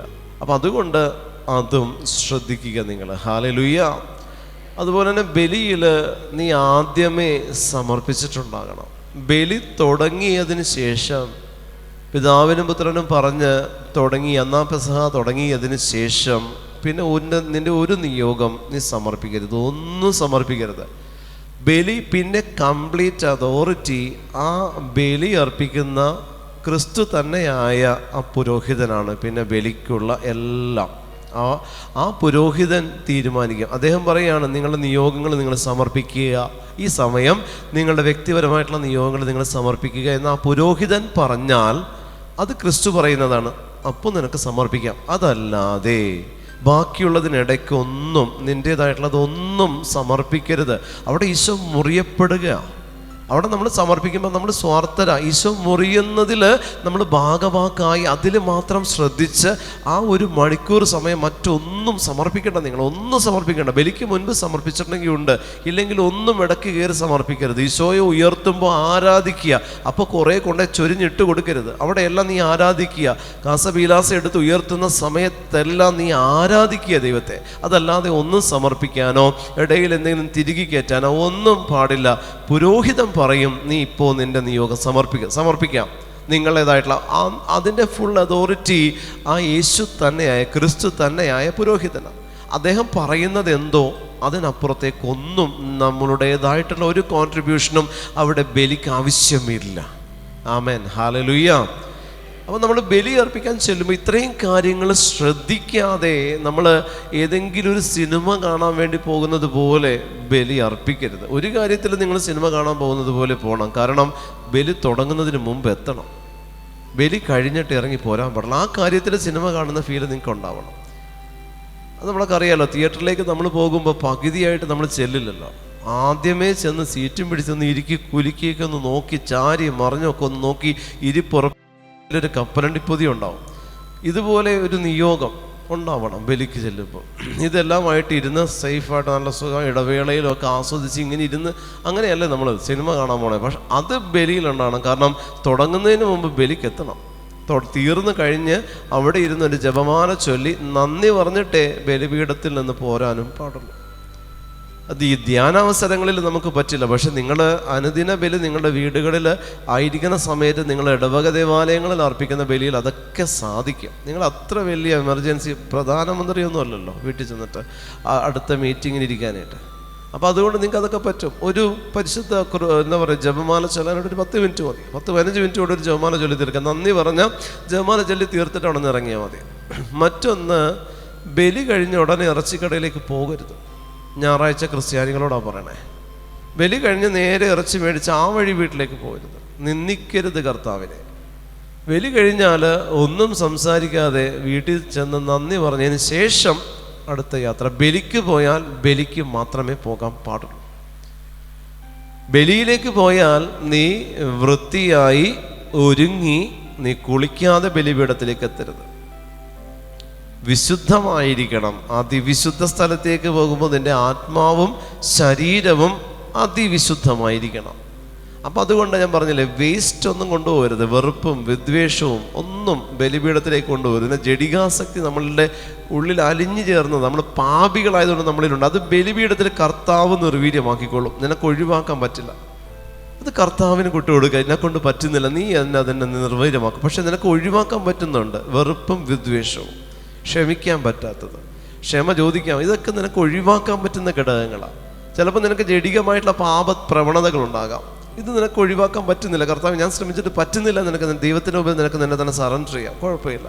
പക്ഷെ നിനക്ക് ഒഴിവാക്കാൻ പറ്റുന്നത് നീ ഒഴിവാക്കി വേസ്റ്റ് പുറത്ത് വെച്ചിട്ട് പള്ളിക്കകത്ത് കയറാം.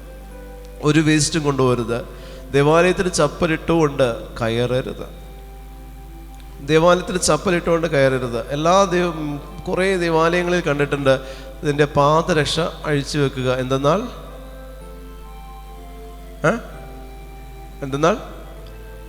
കേട്ടില്ല.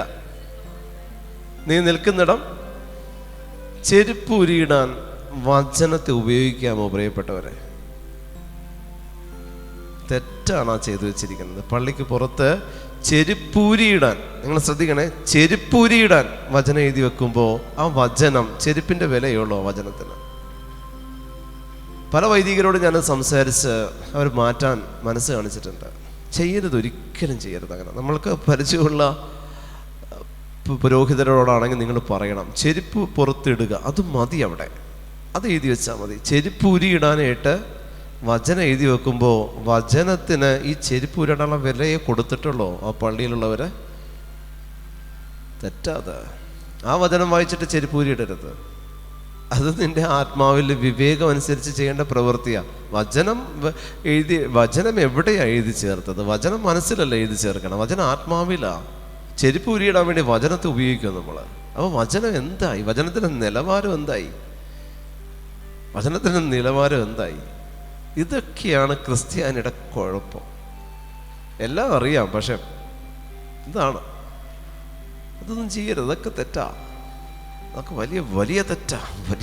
കർത്താവ് പലപ്പോഴും നിന്ന് ഒരു പള്ളിയിൽ ചെന്നപ്പോൾ ഈ വചനം ഞാൻ ഈ വചനം എഴുതി വെച്ചങ്ങനെട്ട് ഇങ്ങനെ നെടുവേർപ്പിട്ട് നോക്കുമ്പോൾ കർത്താവ് നിന്ന് രക്തത്തിൽ കുളിച്ച് നിൽക്കുന്ന കർത്താവ് നിന്ന് കരയുന്നതാണ് ഞാൻ കാണുന്നത്. ആ സമയത്ത് ആ ഒരു വചനം എഴുതി വെച്ചാൽ ഈശോ അവിടെ ആ വചനം ഭിത്തിയിൽ വചനം എഴുതി വെച്ചിട്ടുണ്ട്. ആ ഭിത്തിയിൽ ഈശോയുടെ ഒരു ഫോട്ടോ തൂക്കിയിട്ടതിന് തുല്യോ, അല്ലെങ്കിൽ ഈശോ അവിടെ നിൽക്കുക. അപ്പോൾ ഈ ആൾക്കാർ ചെരുപ്പ് ഇടുന്ന ഇടത്ത് ഈശോ ഈ ചെരുപ്പ് നോക്കി നിൽക്കാൻ ഈശോയെ ആണിയടിച്ച് വെച്ചിരിക്കുന്നതിന് തുല്യമാണ് ഈ വചനം. ഈശോയെ ആണിയടിച്ച് തൂക്കിയിട്ടിരിക്കുക. ഈ വചനം കണ്ടിട്ട് ആൾക്കാർ ചെരുപ്പ് ഊരിയിടുമ്പോൾ ഈശോ എന്തായി? ചെരുപ്പ് ഊരിയിടാൻ ഞാനിവിടെ നിൽപ്പെട്ടെന്ന് നിന്ദിക്കുക കർത്താവിനെ. അത് പാടില്ല, ഒരിക്കലും ചെയ്യരുത്. ചെരുപ്പ് പുറത്തിടുക, അങ്ങനെ ഒരു ബോർഡ് വേണേൽ വെച്ചോ, അതിൻ്റെ ആവശ്യമില്ല. കോമൺ സെൻസ് വെച്ച് ചിന്തിക്കാവുന്ന കാര്യങ്ങളേ ഉള്ളൂ. അതൊക്കെ നമ്മൾ പൊട്ടന്മാരൊന്നുമല്ലല്ലോ. കോമൺ സെൻസ് വെച്ചിട്ട് പള്ളി അതിവിശുദ്ധ സ്ഥലം, അതിനകത്തേക്ക് എൻ്റെ ചെരുപ്പിട്ടുണ്ട് കയറരുത്. ആർക്കറിയാത്തേ? ഊരിയിട്ടോളും. അങ്ങനെ ആരെങ്കിലും ഇട്ടുണ്ട് കയറണമെങ്കിൽ അടുത്ത് നിൽക്കുന്നവർ പറയാം പുറത്തിട് എന്ന് പറഞ്ഞാൽ പുറത്തിടണം. അതുപോലെ പറയാൻ നമുക്ക് പറ്റണം. ദേഷ്യപ്പെട്ട് തന്നെ പറയണം. ഇവിടെ നിന്ന് നമ്മൾ കേരളം വിട്ട് തണുപ്പുള്ള സ്ഥലങ്ങളിലേക്ക് ചെല്ലുമ്പോൾ ചെരുപ്പിട്ടുകൊണ്ട് തന്നെ ബലിപീഠത്തിലേക്ക് കയറാം. കാരണം ഫ്ലോറിൽ നിൽക്കാൻ പറ്റില്ല, ഐസിൽ ചവിട്ടി നിൽക്കുന്ന ഫീലാണ്.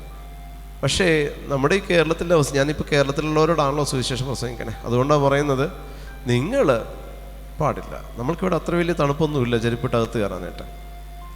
നമ്മൾക്കിവിടെ ഈ അവസ്ഥയിൽ നമുക്ക് പറ്റുന്ന കാര്യങ്ങൾ നമ്മൾ ചെയ്യണം. Hallelujah, hallelujah, hallelujah. പരിശുദ്ധ ബലിക്ക് പോകുമ്പോൾ ചുണ്ടിൽ ചായം പൂശരുത്. പരിശുദ്ധ ബലിപീഠത്തിലേക്ക് പോകുമ്പോൾ ഈശോ നിന്റെ നാവിലേക്ക് വരുമ്പോൾ നിന്റെ ലിപ്സ്റ്റിക്കിനിടയിലൂടെ കർത്താവിനെ സ്വീകരിക്കരുത്. തെറ്റാണ്. നിന്റെ ശരീരം പരിശുദ്ധാത്മാവിൻ്റെ ആലയമാണെന്ന് ആ സമയത്തേക്കെങ്കിലും ഒന്ന് ആലോചിക്കണം. പരിശുദ്ധ ബലിക്ക് പോകുമ്പോൾ നീ വൃത്തിയായി കുളിച്ചൊരുങ്ങിയാൽ മാത്രം മതി. എക്സ്ട്രാ ഒന്നും ആഡ് ചെയ്യരുത്. നിന്റെ മുഖത്ത് ദൈവത്തിൻ്റെ ചൈതന്യം നമ്മുടെ മുഖത്ത് തട്ടി പ്രതിഫലിക്കണം.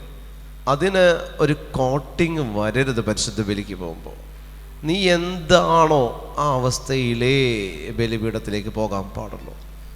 നീ എന്താണോ ആ അവസ്ഥയിൽ ബലിപീഠത്തിൽ, ബാക്കി നിൻ്റെ ഓഫീസിലും ജോലിക്കുമൊക്കെ നീ എങ്ങനെ വേണമെങ്കിലും പോയിക്കോ, അത്തച്ചമയ ഘോഷയാത്ര പോലെ പോകും, കുഴപ്പമില്ല. പക്ഷേ അല്ലാതെ പരിശുദ്ധ ബലിക്ക് നീ പോകുമ്പോൾ, നീ ബലിപീഠത്തിലേക്ക് പ്രവേശിക്കുമ്പോൾ നീ എന്താണോ അത് നീ പ്രസൻറ്റ് ചെയ്യുക.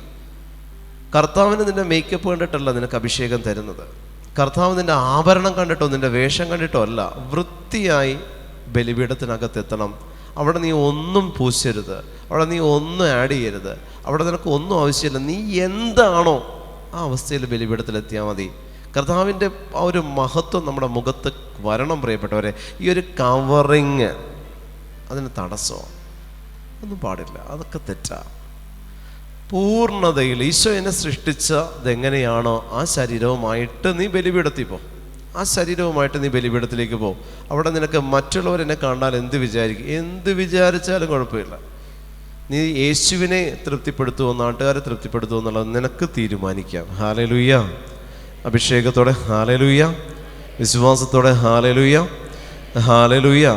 അപ്പോൾ ഈ ബലിയിലേക്ക് നിങ്ങൾ പോകുമ്പോൾ ഇത്രയും കാര്യം നിങ്ങൾ ശ്രദ്ധിച്ചാൽ, ഇത്രയും കാര്യങ്ങളല്ല ഇനിയുണ്ട് ഒത്തിരി, ഇത്രയുമെങ്കിലും നിങ്ങൾ ശ്രദ്ധിച്ചാൽ ആ ബലി നിന്നെ സംബന്ധിച്ച് ക്രിസ്തുവിൻ്റെ ഏക പരമയാഗമാകുന്ന ആ ബലി നിനക്ക് അഭിഷേകമായിട്ട് മാറും.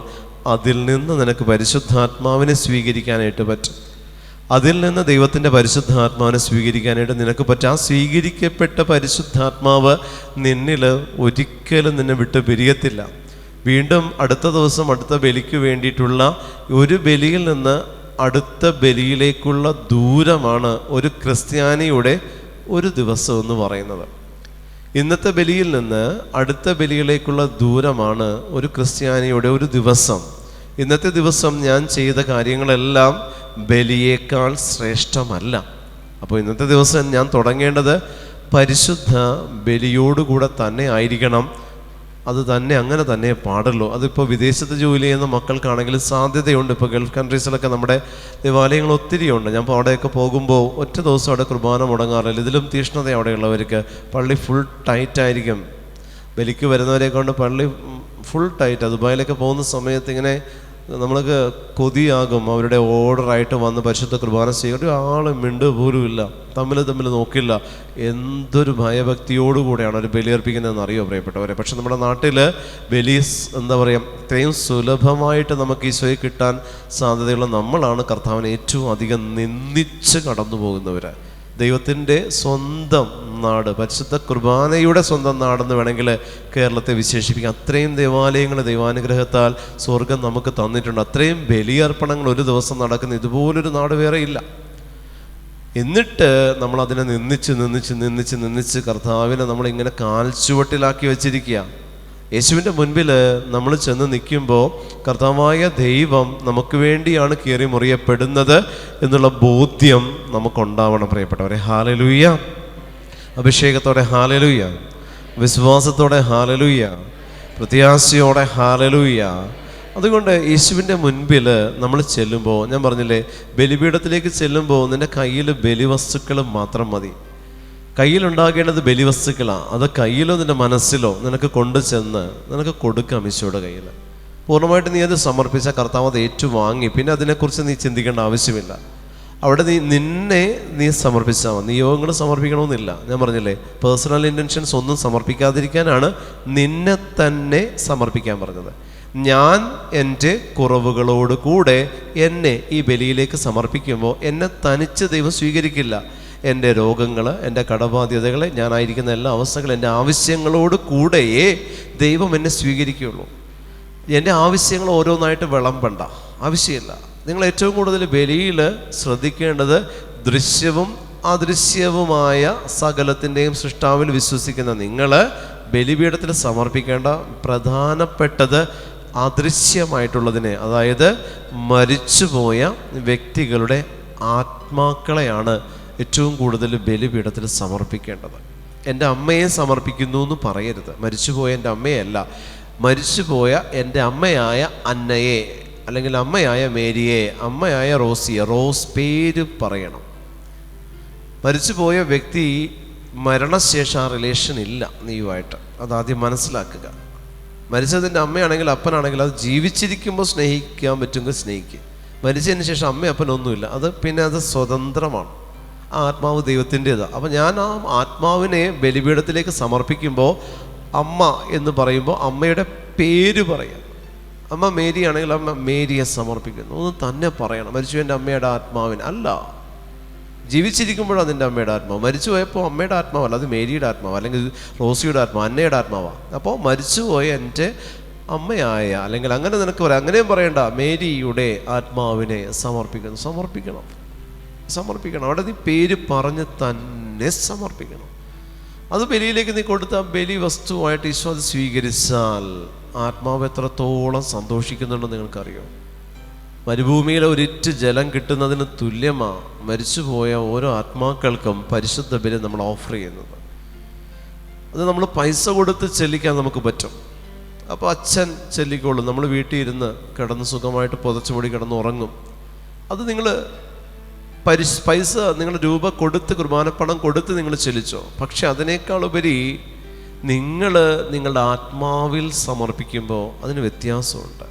എനിക്കിഷ്ടം സ്വയം സമർപ്പിക്കുന്നതാണ്. കുർബാന ചെല്ലിക്കുന്നത് കുറവ് പോരാ എന്നല്ല ഞാൻ പറയുന്നത്. പക്ഷേ ഞാൻ എൻ്റെ അമ്മയെ ബലിപീഠത്തിലേക്ക് സമർപ്പിക്കുമ്പോൾ, മരിച്ചുപോയ എൻ്റെ അമ്മയെ ഞാൻ സമർപ്പിക്കുമ്പോൾ, എൻ്റെ അമ്മ എൻ്റെ സ്വന്തം അമ്മയല്ല, എൻ്റെ സ്വന്തം അപ്പനാ, എൻ്റെ അനിയനാ, എൻ്റെ ആങ്ങളയാ, എൻ്റെ സഹോദരനാ ഞാൻ സമർപ്പിക്കുമ്പോൾ എത്ര ആത്മാർത്ഥത എനിക്കുണ്ടതിൽ. ജീവിച്ചിരുന്നപ്പോൾ സ്നേഹിച്ചിട്ടുണ്ടെങ്കിൽ അത് ഉണ്ടാവുള്ളൂ കേട്ടോ. ചത്ത് കിട്ടിയല്ലോ എന്ന് പറഞ്ഞിരിക്കുന്നവർക്ക് അതുണ്ടാവില്ല. ജീവിച്ചിരുന്നപ്പോൾ സ്നേഹിച്ചിട്ടുണ്ടെങ്കിൽ ആ ആത്മാർത്ഥതയിൽ എനിക്ക് ആ ആത്മാവിനെ ദൈവകരങ്ങളിലേക്ക് സമർപ്പിച്ചാൽ അത്രയും ദൈവം അതിനെ വിശുദ്ധിയോടെ കാത്തു സൂക്ഷിക്കും, തന്നിലേക്ക് ആകർഷിക്കും. ശുദ്ധീകരണ സ്ഥലത്തായിരിക്കുന്ന ആത്മാക്കളെ നമ്മൾ ഇത്തരത്തിൽ സമർപ്പിക്കുക. പ്രിയപ്പെട്ടവരെ, നിങ്ങളുടെ പ്രധാനപ്പെട്ട ചില ജീവിത ആവശ്യങ്ങളിലൊക്കെ ഈ കരയേറ്റപ്പെട്ട ആത്മാക്കൾ നിങ്ങളെ സഹായിക്കും. പിന്നെ അവർ വിശുദ്ധരാക്കി മാറ്റപ്പെടുക. അപ്പോൾ അതുകൊണ്ട് ആ കരയേറ്റപ്പെട്ട ആത്മാക്കൾ നിങ്ങളെ സഹായിക്കുന്നൊരു തലമുണ്ട്. അതുകൊണ്ടാണ് ഞാൻ പറഞ്ഞത്, ഒരു ബലിയിലും നിങ്ങൾക്ക് ഈ നിയോഗമില്ലാത്ത ബലി ഉണ്ടാകരുത്. അത് നിങ്ങളുടെ നടുവേദനയും പല്ലുവേദനയൊന്നും അല്ല നിയോഗം, മറിച്ച് ഈ പറഞ്ഞ നിയോഗങ്ങളില്ലാത്ത ബലി ഉണ്ടാകരുത്. സമർപ്പിക്കുക, എല്ലാം നിങ്ങൾ കൊടുക്കുക. വിശുദ്ധീകരിക്കപ്പെടാൻ എന്തുണ്ടോ അതെല്ലാം സമർപ്പിക്കണം. ഞാൻ എൻ്റെ എന്താ പറയുക, എൻ്റെ വെന്തിങ്ങ, എൻ്റെ കൊന്ത വരെ ഞാൻ ബലിപീഠത്തിൽ സമർപ്പിക്കും. ബലിക്ക് നിൽക്കുമ്പോൾ നിയോഗത്തിൽ വരുന്നതാണ് ജപമാലയൊക്കെ, ഇതെല്ലാം കൊടുക്കും ഈശോയ്ക്ക്. ഞാൻ ഈശോയെ എന്ന് പറയുന്നത് ഇങ്ങനെ നീട്ടിപ്പിടിച്ചിട്ടേ പോക്കറ്റിലേക്ക് ഇടുകയുള്ളൂ.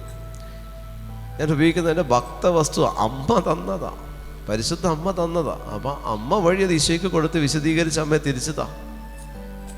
ജപമാലയിൽ അഭിഷേകം നിറയും. എൻ്റെ കഴുത്തിൽ കിടക്കുന്ന വെന്തിങ്ങ, എൻ്റെ കയ്യിൽ കിടക്കുന്ന മോതിരം, എന്തെല്ലാം നിങ്ങളുടെ കരങ്ങളിൽ, നിങ്ങളുടെ ദേഹത്ത് കിടക്കുന്ന ഓർണമെന്റ്സ് എല്ലാം ഒന്നും നിങ്ങളെ ശല്യപ്പെടുത്തില്ല.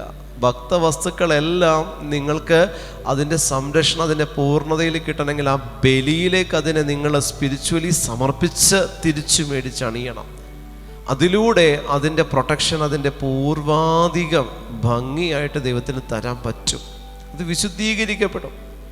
നമ്മൾ ഈ വെന്തിക ശരീരത്തിലിട്ടിട്ട് നമ്മൾ വീണ്ടും പാപം ചെയ്യുന്നുണ്ട്, വീണ്ടും വ്യഭിചാരം ചെയ്യുന്നുണ്ട്, വീണ്ടും സ്വയംഭോഗം ചെയ്യുന്നുണ്ട്, വീണ്ടും പോണോഗ്രാഫി ഉണ്ട്, വീണ്ടും കുറ്റം വിധിച്ച് സംസാരിക്കും, വീണ്ടും മറ്റുള്ളവരെ ഉപദ്രവിച്ചിട്ടുണ്ട്, ചെയ്യാവുന്നതിനെ മാക്സിമം ചെയ്തിട്ടുണ്ട്. അപ്പോൾ അതെല്ലാം വീണ്ടും നമ്മൾ അതുവഴിയല്ല ഇതിനെ വീണ്ടും നമ്മൾ അശുദ്ധമാക്കുക. അപ്പോൾ അതുകൊണ്ട് ബലിപീഠത്തിൽ കൊടുത്ത് അതിനെ വിശുദ്ധീകരിച്ച് തിരിച്ച് നമ്മുടെ ശരീരത്തിലേക്ക് സ്വീകരിക്കാൻ പറ്റും എല്ലാം. പ്രത്യേകിച്ച് നിങ്ങളുടെ ജപമാല കയ്യിലുണ്ടാവണം. ബലിപീഠത്തിൽ പോകുമ്പോൾ അത് പോക്കറ്റിലുണ്ട്. അത് ബലിക്ക് മുമ്പ് ഇതിങ്ങനെ കയ്യിലെടുത്ത് പിടിച്ച് ദൈവത്തിന് സമർപ്പിച്ച് നീ പോക്കറ്റിലേക്ക് ഇടാം. അതിൻ്റെ അഭിഷേകത്തിൽ നിൽക്കും. പിന്നെ ആ ജപമാല ചെല്ലുമ്പോൾ നിങ്ങൾക്ക് അതിൻ്റെ വ്യത്യാസം നിങ്ങൾക്ക് മനസ്സിലാവും പ്രിയപ്പെട്ടവരെ. അങ്ങനെയാണ് ജപമാലയിലേക്ക് ആ ഒരു ശക്തി നിറയുന്നത്. അങ്ങനെ പിന്നെ ആ ജപമാലയുടെ ആ ഒരു അഭിഷേകം നിങ്ങൾക്ക് പിന്നെ പറഞ്ഞാൽ മനസ്സിലായല്ല. നിങ്ങൾ ജപമാലയും കൂടി അതിനോടൊപ്പം ചെല്ലി, മീൻസ് ബലിയർപ്പിക്കുമ്പോഴല്ല, ഈ അഭിഷേകത്തിൽ നിൽക്കുന്ന ജപമാല കൊണ്ട് പിന്നെ നിങ്ങൾ ചെല്ലുന്ന ജപമാലയിലൂടെ നിങ്ങളുടെ എല്ലാ നിയോഗങ്ങളിലേക്ക്, നിങ്ങളുടെ ജീവിതത്തിലേക്ക്, നിങ്ങളുടെ ആത്മാവിലേക്ക് ദൈവത്തിൻ്റെ പരിശുദ്ധാത്മാവ് ഇറങ്ങി വരുന്നത് നിങ്ങൾക്ക് അനുഭവിച്ച് അറിയാനായിട്ട് പറ്റും. ആമേൻ, ഹല്ലേലൂയ. വിശുദ്ധ ലൂക്കായുടെ സുവിശേഷം അതിൻ്റെ 24-ാം അധ്യായത്തിൽ 13 മുതലുള്ള വാക്യങ്ങളിൽ ഇപ്രകാരം വായിക്കുന്നു: ആ ദിവസം തന്നെ അവരിൽ 2 പേർ ജെറുസലേമിൽ നിന്ന് ഏകദേശം 60 സ്ഥാദിയോൺ അകലെയുള്ള എമ്മാവൂസ് ഗ്രാമത്തിലേക്ക് പോവുകയായിരുന്നു. ഈ സംഭവങ്ങളെക്കുറിച്ചെല്ലാം അവർ സംസാരിച്ചിരുന്നു. അവർ സംസാരിക്കുകയും വാദിക്കുകയും ചെയ്തുകൊണ്ട് പോകുമ്പോൾ യേശുവും അടുത്തെത്തി അവരോടൊപ്പം യാത്ര ചെയ്തു. എന്നാൽ അവനെ തിരിച്ചറിയുവാൻ കഴിയാത്ത വിധം അവരുടെ കണ്ണുകൾ മൂടപ്പെട്ടിരുന്നു. എമ്മാവൂസിലേക്കുള്ള യാത്രയാണ്. നിങ്ങൾ ഓരോ ധ്യാനം കഴിഞ്ഞും നിങ്ങൾ പോകുന്ന പോക്കതാ, തിരിച്ചു പോവുക. പ്രിയപ്പെട്ട ദൈവജനമേ, ഇവിടെ ഈ 2 പേര് ക്രിസ്തുവിനെ പറ്റി അല്ലെങ്കിൽ നടന്ന കാര്യങ്ങളെപ്പറ്റി തർക്കിച്ചു കൊണ്ടുപോയപ്പോൾ ക്രിസ്തു അവരോട് കൂടെ ചേർന്നു എന്നുള്ളതാണ് ക്രിസ്തുവിൻ്റെ പ്രത്യേകത. എൻ്റെ നാമത്തിൽ 2-3 പേർ ഒരുമിച്ച് കൂടുന്നിടത്ത് ഞാനുണ്ട്. അപ്പോൾ കർത്താവായ യേശുക്രിസ്തുവിൻ്റെ നാമം നമ്മൾ എന്തിനു വേണ്ടി അവൻ്റെ നാമം ഉപയോഗിച്ചാലും, അവനെ നിന്ദിക്കാൻ ഉപയോഗിച്ചാലും, അവനെ പഴി പറയാൻ ഉപയോഗിച്ചാലും, അവനെ ഏത് രീതിയിൽ കർത്താവിൻ്റെ നാമം നമ്മൾ ഉപയോഗിച്ചാലും ആ വ്യക്തിയുടെ കണ്ണു തുറപ്പിക്കാൻ കർത്താവ് അവരോട് കൂടെ ഉണ്ട് എന്നുള്ളത് നമ്മൾ തിരിച്ചറിയണം. അതുകൊണ്ട് നിങ്ങളുടെ കുടുംബത്തിൽ ദിവസത്തിൽ ഒരിക്കലെങ്കിലും, ഒരു നേരമെങ്കിലും യേശു ക്രിസ്തുവിനെ കുറിച്ച് ചർച്ച ചെയ്യണം. നിങ്ങളുടെ ഭവനത്തിൽ നിങ്ങൾ 3 പേരോ 4 പേരോ എത്ര പേരിരുന്ന് ഭക്ഷണം കഴിക്കുന്നുണ്ട്, ആ സമയത്ത് നിങ്ങൾ കർത്താവായ യേശു ക്രിസ്തുവിൻ്റെ ഏതെങ്കിലും ഒരു ടോപ്പിക് എടുത്ത് നിങ്ങൾ ചർച്ചയ്ക്ക് വെച്ച് ആ യേശുവിനെ കുറിച്ച് നിങ്ങൾ സംസാരിക്കുമ്പോൾ നിങ്ങൾ ഇവിടെ 2 പേര് വാദിച്ചുകൊണ്ട് പറയാം. അതിൽ കുറ്റം വിധിച്ചവരുണ്ട്, കർത്താവിനെ പഴി പറഞ്ഞവരുണ്ട്, കർത്താവ് ചെയ്തത് ശരിയല്ല എന്ന് പറഞ്ഞവരുണ്ടാകാം, കർത്താവിനെ നിന്ദിച്ചവരുണ്ടാവും, ഫ്രോഡാ എന്ന് പറഞ്ഞവരുണ്ട്. പക്ഷേ എന്ത് പറഞ്ഞപ്പോഴും യേശു അവരോടുകൂടെ യാത്ര ചെയ്തു എന്നാണ് പറയുന്നത്. അവർ യേശുവിനെ പറ്റി നല്ലത് പറഞ്ഞപ്പോൾ മാത്രം കർത്താവ് കൂടെ നിൽക്കുന്ന ഒരു ദൈവമല്ല നമ്മുടെ ഈശോ. നമ്മളവനെ നിന്ദിക്കുമ്പോഴും നമ്മളവനെ പരിഹസിക്കുമ്പോഴും അവൻ്റെ മുഖത്ത് നമ്മൾ കാറി തുപ്പുമ്പോഴും അവൻ്റെ താടിവീശ വലിച്ചു പറിക്കുമ്പോഴും അവൻ നമ്മളോട് കൂടെ നിൽക്കുന്ന ദൈവം. ആ ദൈവം നമ്മൾ അവൻ്റെ വിഷയം എടുക്കണം. നിങ്ങൾ ഒരു ദിവസത്തിൽ ഒരു തവണയെങ്കിലും ദൈവത്തെ നമ്മൾ എടുക്കണം, കർത്താവിൻ്റെ വിഷയം, കർത്താവിൻ്റെ ടോപ്പിക് എടുക്കണം സംസാരിക്കാൻ. നിങ്ങൾ എന്താ പറയുക, പൊളിറ്റിക്സും മറ്റു കാര്യങ്ങളും പ്രകൃതി ദുരന്തങ്ങളും എല്ലാം നിങ്ങൾ ചർച്ചയ്ക്ക് എടുക്കും. എന്തുകൊണ്ട് യേശുവിൻ്റെ ടോപ്പിക്ക് നിങ്ങൾ ചർച്ചയ്ക്ക് എടുക്കുന്നില്ല? അത് തർക്കിക്കാനോ വാദിക്കാനോ നിങ്ങൾക്ക് വാദിച്ച് ജയിക്കാനോ എന്തിനും ആയിക്കൊള്ളട്ടെ, യേശു എന്ന് പറയുന്ന ടോപ്പിക്ക് നിങ്ങൾ രണ്ടുപേരിയ്ക്കുമ്പോൾ അതിലൊരു മണിക്കൂർ സംസാരിക്കുകയാണെങ്കിൽ ഒരു 10 മിനിറ്റ് കർത്താവിനെ കുറിച്ച് പറയാൻ നിങ്ങൾ ഒരു ദിവസം ഒരു സമയം കൊടുക്കുക ദൈവത്തിന്.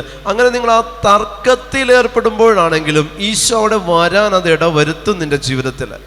ഇപ്പം നിന്നോടുകൂടെ ഇരിക്കുന്ന വ്യക്തി വിശ്വാസിയല്ല, അവിശ്വാസിയാണ്.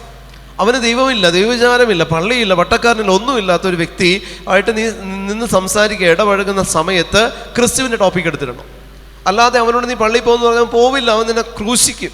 അപ്പോൾ നീ ആ സമയത്ത് ക്രിസ്തുവിനെ പറ്റി എടുത്തിടണം. അവൻ എന്തും പറഞ്ഞോട്ടെ ഈശോയെ പറ്റി, കർത്താവിനെ അവൻ എങ്ങനെ വേണമെങ്കിൽ നിന്ദിച്ചോട്ടെ. പക്ഷേ ആ ടോപ്പിക് എടുത്തിടുമ്പോൾ എമ്മാവൂസിലേക്ക് പോയ ഈ 2 പേര് സംസാരിക്കുമ്പോൾ ക്രിസ്തു വന്നതുപോലെ നിങ്ങൾ സംസാരിക്കുന്ന സമയത്ത് ക്രിസ്തുവിനെ അവിടെ കൊണ്ടുവരാൻ ആ ഒരൊറ്റ കാര്യം മതി പ്രിയപ്പെട്ടവരെ. അവൻ തർക്കിക്കും, നിങ്ങൾ തിരിച്ചു പറയണം, വീണ്ടും തർക്കിക്കും, വീണ്ടും തിരിച്ചു പറയണം. വിട്ടുകൊടുക്കരുത്. കാരണം അവൻ പള്ളിയും മട്ടക്കാരനൊന്നും ഇല്ലാത്തതുകൊണ്ട് നമ്മളുടെ അറിവ് അവനുണ്ടാകണമെന്നില്ല ക്രിസ്തുവിലുള്ള. അപ്പം നിങ്ങൾക്കുള്ള അറിവ്, നിങ്ങൾ കേട്ട ധ്യാനങ്ങൾ, നിങ്ങൾ കേട്ട ക്ലാസ്സുകൾ, നിങ്ങൾ സ്വീകരിച്ച വിശ്വാസം, ഇതിൻ്റെ എല്ലാ അടിത്തറ നിങ്ങളിലുള്ളത് കൊണ്ട് അവനുമായിട്ട് നിങ്ങൾക്ക് തർക്കിക്കാൻ പറ്റും. ഒരു മണിക്കൂറെങ്കിലും നിങ്ങൾക്ക് തർക്കിക്കാനുള്ള വകുപ്പ് നിങ്ങളുടെ കയ്യിലുണ്ടെന്ന് ഞാൻ വിശ്വസിക്കുക. അങ്ങനെയാണെങ്കിൽ നിങ്ങൾ സംസാരിച്ചു തുടങ്ങുമ്പോൾ പ്രിയപ്പെട്ടവരെ, ഇതിനു മധ്യത്തിൽ കർത്താവായ ദൈവം വന്നു നിൽക്കും. അവന് മാനസാന്തരവും നിനക്ക് അഭിഷേകവും ആ സമയം ലഭിക്കും. ഈ ഒരൊറ്റ ടോപ്പിക്കിൽ, ഈ ഒരൊറ്റ സംസാരത്തിലൂടെ പ്രിയപ്പെട്ട ദൈവജനമേ, അവൻ പിന്നീട് ചിന്തിക്കാൻ ദൈവം ഇടവരുത്തും. നമ്മൾ പറഞ്ഞ കാര്യങ്ങൾ അവനൊന്നുമില്ലെങ്കിലും കിടക്കുമ്പോഴാണെങ്കിലും സ്വപ്നത്തിലാണെങ്കിലും കർത്താവ് അവന് കാണിച്ചു കൊടുക്കും. അവൻ ആലോചിക്കാനുള്ള സമയം ബാക്കി ദൈവം കൊടുത്തോളും. പക്ഷേ ആലോചിക്കാനുള്ള വകുപ്പ് അത് ഞാൻ ഇട്ട് കൊടുക്കണം. അത് തർക്കിക്കാൻ വേണ്ടി ഇട്ട് കൊടുത്താൽ മതി, തർക്കിക്കാൻ വേണ്ടി പള്ളിക്കാരെയൊന്നും ഇട്ട് കൊടുക്കരുത്, അച്ഛന്മാരുടെ കാര്യം ഇട്ട് കൊടുക്കരുത്, സിസ്റ്റേഴ്സിൻ്റെ കാര്യം ഇട്ട് കൊടുക്കരുത്. കർത്താവായ യേശുവിൻ്റെ കാര്യം ചിലപ്പോൾ അതൊക്കെ ഇട്ട് കൊടുത്താൽ നമ്മൾ തോറ്റു. അപ്പോൾ അതുകൊണ്ട് അതൊന്നും ഇട്ട് കൊടുക്കരുത്. കർത്താവായ യേശു ക്രിസ്തുവിൻ്റെ കാര്യം മാത്രം ഇട്ട് കൊടുക്കുക, യേശുവിനെ കുറിച്ച് മാത്രം ഇട്ട് കൊടുക്കുക. ഈശോയെക്കുറിച്ച് അവൻ എന്തും പറയട്ടെ, ആ പറയുന്ന സമയത്ത് അവൻ പറയുന്ന നിന്ദിച്ചാണെങ്കിലും വന്നിച്ചാണെങ്കിലും കർത്താവ് അവിടെ ജോയിൻ ചെയ്യും. നിങ്ങൾക്ക് 2 പേരാണെങ്കിലും മൂന്നാമനായിട്ട് ഈശോ വരും. ആമേൻ, ഹല്ലേലൂയ. അഭിഷേകത്തോടെ ഹല്ലേലൂയ. അത് വിജാതീയരാണെങ്കിലും അങ്ങനെ തന്നെ ചെയ്യണം. നിന്റെ കൂടെ നിൽക്കുന്നത് ക്രിസ്തുവിനെ അറിയാത്ത, മാമോദിസ സ്വീകരിക്കാത്ത ഒരു വിജാതീയനാണ്. ഈശോ ആരെന്ന് പോലും അറിയില്ല. ചിലപ്പോൾ കർത്താവിനെ അറിയാൻ പറ്റും, ക്രിസ്ത്യാനിയെ നിങ്ങൾ ഇങ്ങനെയല്ലേ എന്നുള്ള രീതിയിൽ പരിഹസിക്കാൻ അറിയുന്ന വിജാതീയനാണെങ്കിലും ഈശോ ചെയ്ത അത്ഭുതങ്ങൾ നീ പറയുമ്പോൾ നിങ്ങൾക്ക് മധ്യേ കർത്താവായ ഈശോ ഉണ്ടാകും. ആമേൻ, ഹല്ലേലൂയ. അഭിഷേകത്തോടെ ഹല്ലേലൂയ. അത് നിങ്ങൾ അഭിഷേകം സ്വീകരിച്ച് ശുശ്രൂഷ വരം സ്വീകരിച്ച ഒരു കൃപയിൽ നിൽക്കുന്നവരാണെങ്കിൽ അതിന് മറ്റു പല വഴിയുണ്ട്. ആ വിജാതിനെ കൊണ്ടേ പോരുള്ളൂ നമ്മൾ. അത് ശുശ്രൂഷകർക്ക് അങ്ങനെ ഒരു കൃപ കർത്താവ് കൊടുത്തിട്ടുണ്ട്. എത്ര പേര് ഉപയോഗിക്കുന്നുണ്ടെന്ന് എനിക്കറിയില്ല. അത് സംസാരിച്ചു വേണമെങ്കിൽ പിന്നെ അതിനെയും കൊണ്ടേ പോരുള്ളൂ. അത് പുറകെ വരും. അതിന് പുറകെ വരുത്താനുള്ള വകുപ്പുണ്ട് നമ്മുടെ കയ്യിൽ. ശുശ്രൂഷയിൽ പരിശുദ്ധാത്മാവ് കൊടുക്കുന്ന കൃപ അനുസരിച്ച് അവരുടെ 2-3 മെസ്സേജ് അങ്ങോട്ട് പറഞ്ഞാൽ മതി. അവരുടെ ജീവിതത്തിൽ നടക്കുന്ന കുറച്ച് കാര്യങ്ങൾ അങ്ങോട്ട് ഇട്ട് കൊടുത്താൽ ഇത് പുറകെ പോകുന്നുള്ളൂ. അത് കൃപയുള്ളവർക്കേ പറ്റുള്ളൂ. പക്ഷെ നിങ്ങൾക്കെപ്പോഴും തർക്കിക്കാനായിട്ടുള്ള വകുപ്പ് നിങ്ങൾക്ക് കൊടുക്കാനായിട്ട് പറ്റും. ഹല്ലേലൂയ. അഭിഷേകത്തോടെ ഹല്ലേലൂയ, ഹല്ലേലൂയ, ഹല്ലേലൂയ. ഒരു ദിവസം ഒരു ബസ്സിൽ യാത്ര ചെയ്യുമ്പോൾ ഒരു പെൺകുട്ടി, അവൾ വലിയ ബാഗായിട്ട് കയറി, 4-ോ 5-ലോ പഠിക്കുന്ന കുട്ടിയാണ്. അപ്പം ബാക്കിലൂടെ ആണുങ്ങളുടെ സൈഡിലൂടെ ഇവൾ കെട്ടിയ പാടെ ഓടിക്കയറും. വലിയ ബാഗാണ്. എല്ലാത്തിൻ്റെ ഇടയിലൂടെ ഇവൾ ബാഗ് ഇവളും കൂടി നുഴഞ്ഞ് കയറിയപ്പോൾ കണ്ടക്ടറുകളോട് ചോദിച്ചു, മോളെ ഇത്രയും വലിയ ബാഗുമായിട്ട് നീ എന്തിനാ പഠിക്കാൻ പോകണമെന്ന് ചോദിച്ചപ്പോൾ ഇവൾ തിരിഞ്ഞ ആളുടെ മുഖത്തേക്ക് നോക്കിയിട്ട് ഒരു വർത്താനം. അയാൾ കരഞ്ഞു. ഞാനിപ്പോൾ ഇത്രയും വലിയ ബാഗ് എടുക്കുന്നത് എന്താണെന്നറിയോ? വലുതാവുമ്പോൾ ചേട്ടൻ പോലെ ഈ ചെറിയ ബാഗ് എടുക്കാതിരിക്കാനാണ്. മനുഷ്യരുടെ മുമ്പിൽ വെച്ചിട്ട് അയാളൊരൊറ്റ വാക്ക് കൊണ്ട് നാണം കെടുത്തി. ഇവളങ്ങോട്ട് പോയതിന് ശേഷം ഞാൻ ഇദ്ദേഹത്തിൻ്റെ മുഖത്തേക്ക് നോക്കുമ്പോൾ ഇയാളുടെ കണ്ണിൽ നിന്ന് കണ്ണുനീര് പൊടിഞ്ഞ് താഴെ നിൽക്കുക. 5 or 4 പഠിക്കുക, അത്രയേ ഉള്ളൂ ആ കുട്ടി. 5 or 4 അവൾ പറയാനുള്ള പറഞ്ഞു, അവൾ തിരിച്ചുപോയി. അവളത് വേറൊന്നുമില്ല, അവൾ പറയാനുള്ള പറഞ്ഞിട്ട് അവൾ തിരിച്ചുപോയി. അയാൾ ചോദിച്ച ഒറ്റ ചോദ്യമാണ്, നീ ഇത്രയും വലിയ ബാഗുമായിട്ട് എന്തിനാടി വെച്ച സ്കൂളിൽ പോകണമെന്ന് ചോദിച്ചു. തമാശയ്ക്ക് ചോദിച്ചാൽ, ഞാനിപ്പോൾ ഇത്രയും വലിയ ബാഗ് എടുത്തില്ലെങ്കിലേ ഞാൻ വലുതായി കഴിയുമ്പോൾ ചേട്ടനെ പോലെ ഈ ചെറിയ ബാഗ് കൊണ്ട് നടക്കേണ്ടി വരുമെന്ന്. ഒറ്റ വാക്ക്, ആ സഡൻ ആൻസർ ആൾക്ക് എവിടെ നിന്ന് കിട്ടി, ഞാൻ സ്തംഭിച്ചു പോയി. അതിനുശേഷം ഞാൻ ഈ കണ്ടക്ടറിൽ നിന്ന് എനിക്ക് മനസ്സിലായി അയാൾ കരയുമെന്നുള്ള. അപ്പം തന്നെ ആ ഒരു ഫീല് കിട്ടും നമുക്ക്.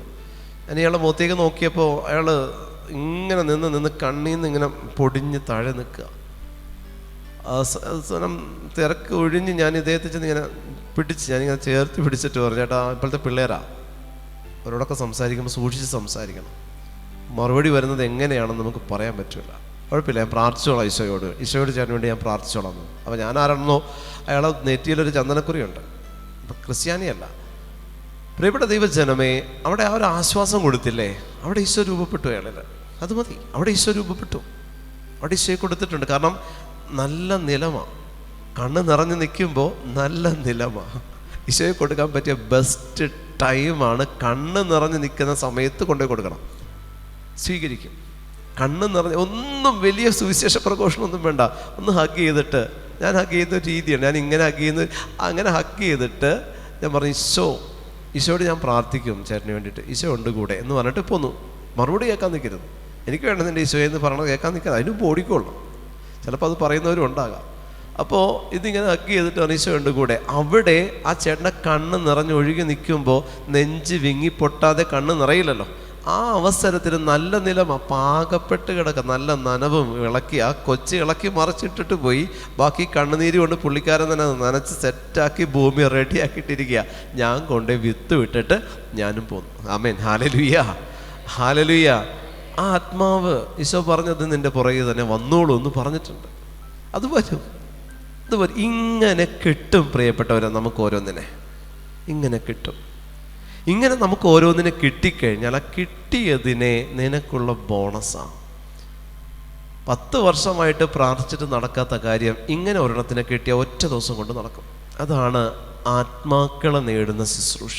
ഹല്ലേലൂയ, അഭിഷേകത്തോടെ ഹല്ലേലൂയ, ഹല്ലേലൂയ. ഇതാണ് ആത്മാക്കളെ നേടുന്ന ശുശ്രൂഷ. ഇങ്ങനെ ആത്മാക്കളെ നേടുന്ന വ്യക്തികളെ കർത്താവ് മാനിക്കും. നിങ്ങളുടെ ജോലിയും കാര്യങ്ങളൊന്നും കളയണ്ട. ഞാൻ ഇതിനു വേണ്ടിയിട്ട് ഒട്ടും അധ്വാനിച്ചിട്ടില്ല. ആ ബസ്സിൽ കയറിയെന്നേ ഉള്ളൂ. ഞാൻ ബസ്സിൽ യാത്ര ചെയ്യാറേയില്ല. ബൈക്കിനാണ് കൂടുതലും, അല്ലെങ്കിൽ കാറിൽ. ബസ്സിൽ യാത്ര വല്ല കാലത്തും ഒന്ന് അടുത്ത സ്റ്റേഷനിലേക്ക് എത്തണമെങ്കിൽ മാത്രം ബസ്സിൽ കയറി, അങ്ങനെ ബൈ ചാൻസ് കയറിയതാണ്, അല്ലാതെ കയറാറുമില്ല. പക്ഷെ കയറിയപ്പോൾ ഉപകാരപ്പെട്ടു, ഒരെണ്ണത്തിനെയും കൊണ്ട് പോരാൻ പറ്റി. അങ്ങനെ നിങ്ങളുടെ ജീവിതത്തിൽ എവിടെയെല്ലാം ഈശോയ്ക്ക് വേണ്ടിയിട്ട് ഒരു വ്യക്തിയെ ദൈവം നിങ്ങൾക്ക് മുന്നിൽ കൊണ്ടുവന്ന് നിർത്തുന്നുണ്ടോ പ്രിയപ്പെട്ട ദൈവജനമേ, അത് ദൈവം നിങ്ങൾക്ക് തന്നിരിക്കുന്ന ഏറ്റവും വലിയ അനുഗ്രഹമാണ്. ഈ ഒരു അനുഗ്രഹം, ഈ ഒരു ആത്മാവിനെ നേടുമ്പോൾ എത്ര നാളത്തേക്ക് അതിൻ്റെ വിഹിതം നിങ്ങൾക്ക് പങ്കുപറ്റാം എന്ന് നിങ്ങൾക്കറിയോ? ശുദ്ധീകരണ സ്ഥലത്തിൽ എത്ര ദിവസങ്ങൾ, എത്ര വർഷങ്ങൾ നിങ്ങൾക്ക് കുറഞ്ഞു കിട്ടുമെന്നറിയോ? ഒരാത്മാവിനെ നേടിയാൽ എത്ര നാളുകൾ ശുദ്ധീകരണ സ്ഥലത്തിലെ കാലയളവ് കുറഞ്ഞു കിട്ടുമെന്ന് നിങ്ങൾക്കറിയോ? അങ്ങനെ നിങ്ങൾ ചിന്തിക്കുക. അവിടെ നിങ്ങൾ നിക്ഷേപം സ്വരുക്കൂട്ട്, സ്വർഗത്തിൽ നിക്ഷേപം സ്വരുക്കൂട്ട്. 60 വയസ്സൊക്കെ ആയി, എല്ലാവരും അല്ല കേട്ടോ, കുറച്ച് പേര്. ഇത്രയും നാൾ കുറേ ഓടി, ഇത്രയൊക്കെ തന്നെ ഉണ്ടാക്കിയിട്ടുള്ളൂ. ഇനി ഇതിൽ കൂടുതലൊന്നും കിട്ടാൻ പോണില്ല. അതൊക്കെ ഉണ്ടാക്കിയതൊക്കെ മതി, നിർത്ത്. ഇനി ഈശോയ്ക്ക് വേണ്ടി എന്തെങ്കിലുമൊക്കെ അധ്വാനിക്കുക. ഈശോയ്ക്ക് വേണ്ടി അധ്വാനിക്കും. നിങ്ങൾ നേരിട്ട് നേടിയെടുക്കണം. നേരെ ചെന്ന് സംസാരിച്ച് നേടിയെടുക്കുന്ന ഈശോയ്ക്ക് ഇഷ്ടം. ഇപ്പം നമുക്ക് വിചാരിച്ച ഒരു ധ്യാനമൊക്കെ കണ്ടക്ട് ചെയ്യാൻ പറ്റും, ആരെങ്കിലും വിളിച്ച് ധ്യാനിപ്പിക്കാൻ പറ്റും. പക്ഷെ അവിടെ നമ്മൾ ആ ധ്യാനം കണ്ടക്ട് ചെയ്തു എങ്കിൽ പോലും ഇത് അതിനേക്കാൾ കുറച്ചുകൂടെ ഒരു പടി മുകളിൽ നിൽക്കുന്നൊരു പ്രവൃത്തിയാണ്. ഒരെണ്ണത്തിനെ കിട്ടുകയുള്ളൂ. ധ്യാനം സംഘടിപ്പിച്ച ഒരു ലക്ഷങ്ങളെ നമുക്ക് കൊണ്ടുവരാൻ പറ്റും. പക്ഷെ എന്നാൽ പോലും ഇത് ഒരെണ്ണത്തിനെ കിട്ടുകയാണെങ്കിൽ ആ ഒരെണ്ണം ഞാൻ കഷ്ടപ്പെട്ട് അധ്വാനിച്ചുണ്ടാക്കിയത് നമ്മുടെ അഹങ്കാരത്തിൽ നമുക്ക് പറയാൻ പറ്റുന്ന ഒരു മുതലത്. അത് നിങ്ങൾക്ക് എന്നൊരു മുതൽക്കൂട്ടം. അങ്ങനെ ഒരു 8-10 എണ്ണത്തിനേക്ക് ഇങ്ങനെ ഒരാഴ്ചയിൽ 2 ആഴ്ച കൂടുമ്പോൾ ഇങ്ങനെ കളക്ട് ചെയ്ത് കർത്താവിനെ ഏൽപ്പിച്ച് കൊടുത്തുകൊണ്ടിരിക്കുമെങ്കിൽ പ്രിയപ്പെട്ട ദൈവജനമേ, കർത്താവ് നിങ്ങൾ എത്ര മാനിക്കും. ഇവിടെ എമ്മൗസിലേക്ക് പോയ 2 പേര് വാദപ്രതിവാദത്തിൽ ഏർപ്പെട്ടപ്പോൾ കർത്താവ് അവരോട് കൂടെ നടന്നു. ആമേൻ, ഹല്ലേലൂയ, ഹല്ലേലൂയ. കർത്താവിന് വേണ്ടിയിട്ട് കർത്താവിനെ പ്രതി നിങ്ങൾ വാദപ്രതിവാദത്തിൽ ആരെങ്കിലുമായിട്ട് ഏർപ്പെടുമ്പോൾ അവിടെ യേശുവിൻ്റെ നാമം ഉച്ചരിക്കുമ്പോൾ യേശുവിന് അവിടെ വന്നേ പറ്റൂ. ഒരു വ്യക്തിയായിരിക്കും, നിങ്ങൾ എന്ത് വന്നാലും യേശുവിനെ നിന്ദിക്കത്തില്ല, ഉറപ്പാണ്. നിങ്ങൾ നിന്ദിക്കില്ല, നിങ്ങൾ യേശുവിനെ അറിയാവുന്നതുകൊണ്ട് നിങ്ങൾ നിന്ദിക്കത്തില്ല. മറുവശത്തുള്ളവൻ യേശുവിനെ നിന്ദിക്കും, ചീത്ത വിളിക്കും. അപ്പോൾ നീ തിരുത്തണം. വീണ്ടും അവൻ കർത്താവിനെ ചീത്ത വിളിക്കും, നീ തിരുത്തണം. തിരുത്തിക്കൊണ്ടിരിക്കണം. അതുകൊണ്ട് അവനെ അനുഗ്രഹിച്ചിട്ടേ പോരാൻ പാടുള്ളൂ. തിരുത്തി തല്ലി അവനെ നിലംപരിശാക്കരുത്, അതല്ല ഉദ്ദേശിച്ചത്. തിരുത്തി അവനിൽ യേശുവിൻ്റെ സ്വഭാവം നിങ്ങളിന്ന് പുറപ്പെടണം. ഇതാണ് യേശു. നീ ഇത്രയും പറഞ്ഞിട്ട് ഞാനിങ്ങനെ ശാന്തമായിട്ട് കേൾക്കുന്ന കാര്യം എന്താണെന്നറിയോ? എൻ്റെ ഉള്ളിൽ ഈ യേശു ഉള്ളത് കൊണ്ടാണ് എന്ന് പറയാൻ പറ്റിയ രീതിയിൽ നമ്മുടെ സ്വഭാവം കഴിയും. അതാണ് പറയടാ എന്ന് പറഞ്ഞ് നമുക്ക് കണ്ണും മിഴിച്ച് എന്താ പറയുക, എൻ്റെ കഴുത്തിന് കയറി പിടിക്കുക, യേശുവാണെന്ന് പറയടാ എന്ന് പറയാം. അത് ഈ ഭീകരർ പറയുന്ന പ്രവൃത്തിയാണ്. അവർക്ക് വേറെ വഴിയില്ലാത്തതുകൊണ്ട് അവർ നമ്മളെ കൊന്നാണ് നമ്മളെ കൊണ്ട് പറയിപ്പിക്കണത്. അപ്പം അങ്ങനെ നമുക്ക് പറയിപ്പിക്കാൻ പറ്റുന്നതല്ല. കാരണം യേശുവിൻ്റെ സ്വഭാവത്തിലൂടെ അത് പ്രകടിപ്പിച്ചുകൊണ്ട് അങ്ങനെ നമുക്ക് പറയാൻ പറ്റണം, കർത്താവായ യേശു ക്രിസ്തു മാത്രമാണ് ഏക സത്യ ദൈവമെന്ന് നമ്മൾ പറഞ്ഞു കഴിയുമ്പോൾ, പ്രിയപ്പെട്ട ദൈവജനമേ, ആ ആത്മാവിനെ കിട്ടി നിങ്ങൾക്ക്. അതൊരിക്കലും നിങ്ങൾക്ക് നഷ്ടമാവത്തില്ല. അത് കിട്ടി. നിങ്ങൾ ആരോട് ഏറ്റു പറയുന്നുവോ അവൻ നിങ്ങളെക്കുറിച്ച് അവൻ്റെ അപ്പനോട് ഏറ്റു പറഞ്ഞോളൂ. ഇങ്ങനെ നമുക്ക് ഒരെണ്ണത്തിനെ കിട്ടിയാൽ, പ്രിയമുള്ള ദൈവജനമേ, അതെന്നും നിങ്ങൾക്ക് മുതൽക്കൂട്ടാണ്.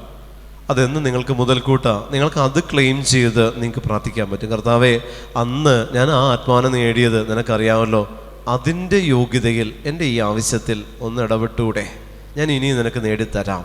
അങ്ങനെ നിങ്ങൾക്ക് നിങ്ങളെ പല നിയോഗങ്ങളിലും ക്ലെയിം ചെയ്ത് പ്രാർത്ഥിക്കാൻ പറ്റും. അങ്ങനെ നിങ്ങൾക്ക് ക്ലെയിം ചെയ്ത് പ്രാർത്ഥിക്കാൻ പറ്റും. അങ്ങനെ ഞാൻ നേടിയില്ല ഈശോയെ, അതിൻ്റെ യോഗ്യതയിൽ എനിക്കിതൊന്ന് സാധിച്ചു തന്നൂടെ അപ്പാ എന്ന് ചോദിക്കാൻ പറ്റും. നമ്മൾക്ക് ദൈവം നമുക്ക് തന്നിരിക്കുന്ന കഴിവുകളും വിവേകവും ആത്മാക്കളെ നേടാൻ വേണ്ടി നമ്മൾ ഉപയോഗിച്ചാൽ, പ്രിയപ്പെട്ടവരെ, അതിലും വലിയൊരു പുണ്യപ്രവൃത്തി മറ്റൊന്നില്ല. ബാക്കിയുള്ളതെല്ലാം നിങ്ങൾ ആർക്കെങ്കിലൊക്കെ കൊടുത്തിട്ട് ഒരു വൈറ്റ് ഡ്രസ്സ് ഇട്ട് പെട്ടിക്കകത്ത് കിടക്കേണ്ടവരാണ്. അതിനപ്പുറത്തേക്ക് ഒന്നുമില്ല നമ്മുടെ ജീവിതം. കയ്യിലൊരു കുരിശും ചിലപ്പോൾ ഒരു കൊന്തയും തലയിലൊരു ക്രൗണും ഒക്കെ വെച്ച് നമ്മുടെ മക്കൾ നമ്മളെ ഭംഗിയായിട്ട് ഒരുക്കും. ഒടുക്കത്തെ പോക്കല്ലേ പോട്ടെ എന്ന് പറഞ്ഞിട്ട് നമ്മുടെ മക്കളെ നമ്മളെ ഭംഗിയായിട്ട് ഒരുക്കി കിടത്തും. അപ്പോൾ അതേ നമുക്ക് തിരിച്ചു കൊണ്ടുപോകാനായിട്ട് ഒന്നുമില്ല. അതാണ് നിർമ്മിച്ച് ദ്രവിച്ച് പോവുകയും ചെയ്യും. പെട്ടി ഉൾപ്പെടെ ദ്രവിച്ചു, നമ്മുടെ അസ്ഥി മാത്രം ബാക്കി വരും. അപ്പോൾ ഒന്നും കൊണ്ടുപോകാനില്ല, നമുക്ക് ഒന്നും കൊണ്ടുപോകാൻ ഇല്ല. ആമേൻ. Hallelujah, hallelujah, hallelujah. എൻ്റെ വീടിൻ്റെ അടുത്ത് ഒരു മകൻ ആത്മഹത്യ ചെയ്തു. ആത്മഹത്യ ചെയ്യാനുള്ള കാരണം അമ്മയോട് പറഞ്ഞു, എനിക്ക് മൊബൈൽ ഫോൺ വേണം, 10 പഠിക്കുക. അമ്മ വീട്ടുജോലിക്ക് പോയിട്ട് കിട്ടുന്ന കാശ് കൊണ്ടാണ് ആ കുടുംബം പോറ്റുന്നത്. അമ്മയ്ക്ക് മൊബൈൽ ഫോൺ മേടിച്ചു കൊടുക്കാൻ പറ്റിയില്ല. ഈ മകൻ സൂയിസൈഡ് ചെയ്തു. ആ കാരണത്തിൽ സൂയിസൈഡ് ചെയ്തപ്പോൾ അന്ന് വൈകിട്ട് അമ്മ ഫോൺ കൊണ്ടുവരുമ്പോൾ മകൻ കെട്ടുതൂങ്ങി കിടക്കുക വീടിൻ്റെ മുറിയിൽ. അമ്മ ഈ ഫോൺ എടുത്ത് അവൻ്റെ പെട്ടിക്കകത്ത് വെച്ചു. പെട്ടിയോടുകൂടെ ഫോണും കൊടുത്തു വിട്ട് മകനെ പറഞ്ഞു വിട്ടു. ഒറ്റ മോനാ. പ്രിയപ്പെട്ടവരെ, നമ്മൾ ഈ ലോകത്തിൽ എന്തെങ്കിലുമൊക്കെ നേടാൻ ആഗ്രഹിക്കുന്നുണ്ടെങ്കിൽ അതിൻ്റെ വില അത്രയേ ഉള്ളൂ. എന്തെങ്കിലും നിങ്ങൾ നേടാനായിട്ട്, എന്തെങ്കിലും എത്തിപ്പിടിക്കാൻ നിങ്ങൾ ആഗ്രഹിച്ചാലും ഈ ലോകത്തിൽ അതിൻ്റെയൊക്കെ വില അത്രയേ ഉള്ളൂ. തുച്ഛം. ഇതൊക്കെ ഒന്നുമില്ല, ഇതിനകത്തൊന്നും പ്രതീക്ഷിക്കാനില്ല. നമ്മുടെ ആത്മാവാണ് ദൈവം നോക്കുന്നത്. ആത്മസ്ഥിതി, ആത്മശോധന ചെയ്യുക, ആത്മഭാരത്തെ കൊടുക്കുക ദൈവത്തിന്. അതേ നോക്കുകയുള്ളൂ. ബാക്കി നിങ്ങൾ എന്തുണ്ടാക്കാൻ നോക്കിയാലും ഇത്രയേ വിലയുള്ളൂ. അപ്പം അതുകൊണ്ട് നിങ്ങൾ ദൈവത്തിന് കൊടുക്കുക. ദൈവത്തിന് കൊടുക്കുന്ന ഒന്നും നഷ്ടമാകില്ല. അതവൻ സൂക്ഷിച്ചു വെക്കും. ഞാൻ പറഞ്ഞില്ലേ, ഇതുപോലെ ഒന്നിനെ നിന്ദിക്കാനായിട്ട് പോലും അവരെ മൗസിലേക്ക് പോയപ്പോൾ കർത്താവിൻ്റെ പേരെടുത്തിട്ടപ്പോൾ അവിടെ വചനം എഴുതി വെച്ചിരിക്കുന്നു, അവനെ തിരിച്ചറിയാൻ കഴിയാത്ത വിധം അവരുടെ കണ്ണുകൾ മൂടപ്പെട്ടിരുന്നു. അവൻ അവരോട് ചോദിച്ചു, എന്തിനെക്കുറിച്ചാണ് നിങ്ങൾ സംസാരിക്കുന്നത്? അവർ മ്ലാനവദനരായിരുന്നു. അവരിൽ ക്ലെയോപ്പാസ് എന്നു പേരായവൻ അവനോട് ചോദിച്ചു, ഈ ദിവസങ്ങളിൽ ജെറുസലേമിൽ നടന്ന സംഭവമൊന്നും അറിയാത്ത അപരിചിതനാണോ നീ? പ്രിയപ്പെട്ട ദൈവജനമേ, ഇവിടെ നമ്മൾ സംസാരിച്ച് തുടങ്ങിയപ്പോൾ ഈ വ്യക്തിയുമായിട്ട് നമ്മൾ സംസാരിക്കുമ്പോൾ ഇതെല്ലാം തിരിച്ചു ചോദിക്കും. നമ്മളോട് ചോദിക്കുന്നത് ക്രിസ്തുവിനെ പറ്റി അവനൊന്നും പറയാനില്ലെങ്കിൽ ക്രിസ്തുവിൻ്റെ സഭയിൽ നടക്കുന്ന കാര്യങ്ങളെപ്പറ്റി അവൻ നിങ്ങളോട് സംസാരിക്കും. ഇത് തന്നെയാണ് ഇവിടെയും ചോദിക്കുന്നത്. ഈ ദിവസങ്ങളിൽ നടന്ന കാര്യങ്ങളൊന്നും അറിയാത്ത അപരിചിതനാണോ നീ? നമ്മൾ സംസാരിക്കുമ്പോൾ നമ്മളൊരു വ്യക്തിയോട് കർത്താവിനെക്കുറിച്ച് പറയുമ്പോൾ അത് അതിൻ്റെ എക്സ്ട്രീമിലേക്ക് പോകാൻ ഒരിക്കലും സമ്മതിക്കരുത്. കാരണം നമുക്ക് കുറവുണ്ട്, ഒത്തിരി നമ്മളുടേതായിട്ടുള്ള ഒത്തിരി പോരായ്മകൾ നമുക്കുണ്ട്. വ്യക്തിത്വങ്ങൾക്ക്, സഭയ്ക്ക് കുറവുകളൊന്നുമില്ല, അതിന് കളങ്കവും ചുളിവുകളൊന്നുമില്ല, എന്നും മികവുറ്റത് തന്നെ. പക്ഷേ നമ്മളെപ്പോലെ സഭയിലുള്ള വ്യക്തിത്വങ്ങൾക്ക് കുറവുകളുണ്ട്. നമ്മൾ ക്രിസ്ത്യാനികളെല്ലാം ക്രിസ്തുവിനെ അനുഗമിച്ച് ജീവിക്കുന്നവരല്ല. പേരിൽ ക്രിസ്ത്യാനിറ്റിയുണ്ട്, ദ്രോഹിക്കുന്നവരുണ്ട്, ഒത്തിരി തെറ്റുകളിലൂടെ പോകുന്നവരുണ്ട്. അപ്പോൾ ഈ പറയുന്ന അവസ്ഥകളിലുള്ളത് കൊണ്ട് നമ്മൾ ഒരു വ്യക്തിയോട് ഈശോയെ കൊടുക്കുമ്പോൾ നിൻ്റെ ഡ്യൂട്ടി എന്താണ്? യേശുവിനെ കൊടുക്കുക. അത് കൊടുത്ത് ആ സംസാരത്തിൽ നീ ക്ലോസ് ചെയ്ത് തിരിച്ചു പോരണം. യേശുവിനെ കുറിച്ച് സംസാരിക്കുമ്പോൾ ഈ സംസാരം അത് അതിര് വിട്ട് മറ്റൊരു തലത്തിലേക്ക് പോകാൻ നിന്നു കൊടുക്കരുത്. അവിടെ കുറ്റം വിധിക്കൽ യേശുവിനോടെന്നുള്ളത് മാറി യേശുവിൻ്റെ പ്രതിപുരുഷരിലേക്ക് കടന്ന് അതിങ്ങനെ കറങ്ങി വന്ന ന്യൂസുകളെല്ലാം ചിലപ്പോൾ നിന്നോട് കൂടെ നിൽക്കുന്ന വ്യക്തി എടുത്തിടും അവന് പറഞ്ഞ് ജയിക്കാൻ. അങ്ങനെ വരുമ്പോൾ നീ സംസാരിക്കാൻ ചെല്ലുന്നിടത്ത് കർത്താവിനെ പ്രഘോഷിക്കാൻ പറ്റില്ല എന്ന് മാത്രമല്ല, അവിടെ കർത്താവിനെ നിന്ദിക്കുന്ന നീ കേട്ട് നിൽക്കേണ്ടിയും വരും. എന്നിരുന്നാലും അങ്ങനെ ആ വ്യക്തി നിന്നോട് സംസാരിക്കാതിരിക്കാൻ ആദ്യമേ ആ വ്യക്തിയെ പരിശുദ്ധ അമ്മയുടെ വിമല ഹൃദയത്തിലേക്ക് നീ പ്രതിഷ്ഠിക്കുക. ഞാൻ പറയുന്നത് ഇവൻ സ്വീകരിച്ച് കർത്താവെ നിന്നെ കൊടുക്കുക എന്നുള്ളതുള്ളൂ. നീയാണ് നല്ലത്. ഞാൻ ഉൾപ്പെടെയുള്ള ക്രിസ്ത്യാനികളൊക്കെ മോശക്കാരാണ്. കാരണം ഞങ്ങൾ പാപികളും നിന്നെ നിന്ദിക്കുന്നവരും നിന്നെ വീണ്ടും വീണ്ടും ക്രൂശിച്ചുകൊണ്ടിരിക്കുന്നവരായതുകൊണ്ട് ഞങ്ങളിലുള്ള കുറവുകളെ പറ്റി അവൻ സംസാരിക്കാനിട വരുത്തരുതേതപ്പാ. ഞങ്ങളെ നിൻ്റെ കച്ച കൊണ്ട് മറച്ചു പിടിക്കണമേ എന്ന് പറഞ്ഞ യേശുവിൻ്റെ കരങ്ങളിലേക്ക് നമ്മൾ കൊടുത്തിട്ട് വേണം നമ്മൾ സംസാരിക്കാൻ. യേശുവിനെക്കുറിച്ച് പറയുമ്പോൾ യേശുവിനെക്കുറിച്ച് മാത്രം, ബൈബിളിനെക്കുറിച്ച് മാത്രം പറയാൻ പാടുള്ളൂ. അതിനപ്പുറത്തേക്ക് നിങ്ങളുടെ സംസാരം പോകരുത്. അത് നിങ്ങൾ ഫ്രണ്ട്ലി ടോക്ക് ആണെങ്കിലും, അത് നിങ്ങൾ ഒരാളുമായിട്ട് വാദപ്രതിവാദത്തിൽ ഏർപ്പെടുമ്പോഴാണെങ്കിലും യേശു മാത്രമേ നല്ല ടോപ്പിക്കുള്ളൂ. ഞാനും നിങ്ങൾ വാങ്ങുന്ന ക്രിസ്ത്യാനികൾ ഒരിക്കലും നല്ലൊരു ടോപ്പിക്കല്ല സംസാരിക്കാൻ. കാരണം നമ്മൾ ചെയ്തു വെച്ച കുരുത്തക്കേടുകൾ, നമ്മൾ ചെയ്തു വെച്ച കൊള്ളരുതായ്മകളൊക്കെ അതിമനോഹരമായിട്ടുണ്ട്. അതുകൊണ്ട് അവർക്ക് പറയാനുള്ളത് നമ്മളെക്കുറിച്ചാണെങ്കിൽ ഒത്തിരി കാര്യങ്ങളുണ്ട്. നമ്മൾക്ക് ഒരു വിധത്തിലും പറഞ്ഞു നിൽക്കാൻ പറ്റാത്ത രീതിയിൽ ഉള്ള ചെയ്തികൾ നമ്മൾ ചെയ്തു വെച്ചിരിക്കുന്നത് കൊണ്ട് പ്രിയപ്പെട്ട ദൈവജനമേ, അവർ ചോദിക്കും ഈ ദിവസങ്ങളിൽ നടന്ന കാര്യങ്ങളെക്കുറിച്ചൊന്നും അറിയാത്ത അപരിചിതനാണോ നീ? പേപ്പറിൽ വന്ന ന്യൂസ് കണ്ടില്ലേ എന്ന് ചോദിക്കും. അപ്പം ഇതൊന്നും നിങ്ങൾ സംസാരിക്കുമ്പോൾ നിങ്ങൾ ദൈവത്തിൻ്റെ നാമം മാത്രമേ ഉരുവിടാവൂ. ദൈവത്തിൻ്റെ കൽപ്പനകൾ, ദൈവം പറഞ്ഞത്, കർത്താവ് പ്രവർത്തിച്ച അത്ഭുതങ്ങൾ, കർത്താവ് ആത്മാക്കളെ നേടിയ വഴി നീ കാണണം. ആമേൻ. ഹല്ലേലൂയ, ഹല്ലേലൂയ, ഹല്ലേലൂയ. കർത്താവ് ചെന്നത് കിണറ്റിൻകരയിലും, കർത്താവ് ചെന്നത് കുളക്കരയിൽ, കർത്താവ് ചെന്നത് കുഴിമാടത്തിൽ, കർത്താവ് പോയത് ശവമഞ്ചത്തിനടുത്തേക്ക്, കർത്താവ് ചെന്നത് വള്ളത്തിനരികിലേക്ക്, കർത്താവ് ചെന്ന സ്ഥലങ്ങളൊക്കെ ഇങ്ങനെയുള്ള സ്ഥലങ്ങളൊക്കെ നിങ്ങൾ നോട്ട് ചെയ്യുക. കർത്താവ് ചെന്ന സ്ഥലങ്ങളൊക്കെ നിങ്ങൾ നോട്ട് ചെയ്യുക. ഇവിടെ ചെന്നെടുത്ത് കർത്താവ് നിന്ദനം ഏറ്റുവാങ്ങിക്കാൻ ചെന്നിട്ടുണ്ട്. സ്വന്തം നാട്ടിൽ ചെന്നപ്പോൾ നിന്ദനം കൊണ്ടുപോന്നു. ബാക്കിയുള്ള സ്ഥലത്ത് ചെന്നപ്പോൾ കർത്താവ് ആത്മാക്കളെയും കൊണ്ടുപോന്നു. സ്വന്തം നാട്ടിൽ ചെന്നപ്പോൾ കർത്താവ് തിരിച്ചു കൊണ്ടുവന്നത് നിന്ദിച്ച വാക്കുകളും പരുഷമായ കാര്യങ്ങളും തിരിച്ചു കൊണ്ടുവരേണ്ടി വന്നപ്പോൾ ബാക്കിയുള്ളിടത്തെല്ലാം കർത്താവ് ആത്മാക്കളെയും കൊണ്ട് പോന്നു. അവിടെയും ഫരിസേയരും നിയമജ്ഞരും തർക്കിക്കാനുണ്ടായിരുന്നു. അവിടെയൊന്നും കർത്താവ് തോറ്റിട്ടില്ല. സീസറിനുള്ളത് സീസറിന് കൊടുക്കുക, ദൈവത്തിനുള്ള ദൈവത്തിന് താ എന്ന് പറഞ്ഞ് മേടിച്ചുകൊണ്ട് പോരാൻ കർത്താവിന് പറ്റിയിട്ടുണ്ട്. അപ്പോൾ അവൻ്റെ നാമത്തിൽ നമ്മൾ ചെല്ലുമ്പോൾ നമ്മൾ ചെല്ലുന്നിടം കാനായാകണം. മീൻസ് അവിടെ വെള്ളം വീഞ്ഞായിട്ടുണ്ടാകണം. നമ്മൾ ചെല്ലുന്നിടം വെള്ളം വീഞ്ഞായിട്ടുണ്ടാകണം. നമ്മൾ സംസാരിക്കുമ്പോൾ ഈ സംസാരിക്കുന്നത് ആരോടാണോ അവൻ വെള്ളമാണെങ്കിൽ അവനെ വീഞ്ഞാക്കി മാറ്റിയട്ടെ അവിടെ നിന്ന് പോരാൻ പാടുള്ളൂ. അതിനുള്ള കൃപയ്ക്ക് വേണ്ടി നിങ്ങൾ പ്രാർത്ഥിക്കണം. അതിന് ദൈവത്തിൻ്റെ കരുണ ആവശ്യമാണ്. അതിന് ദൈവം തരുന്ന കൃപ ഉപയോഗിക്കേണ്ടത് ആവശ്യമാണ്. അതിനുള്ള കൃപയ്ക്ക് വേണ്ടി നമ്മൾ പ്രാർത്ഥിക്കണം. ഹല്ലേലൂയ. അഭിഷേകത്തോടെ ഹല്ലേലൂയ, ഹല്ലേലൂയ, ഹല്ലേലൂയ.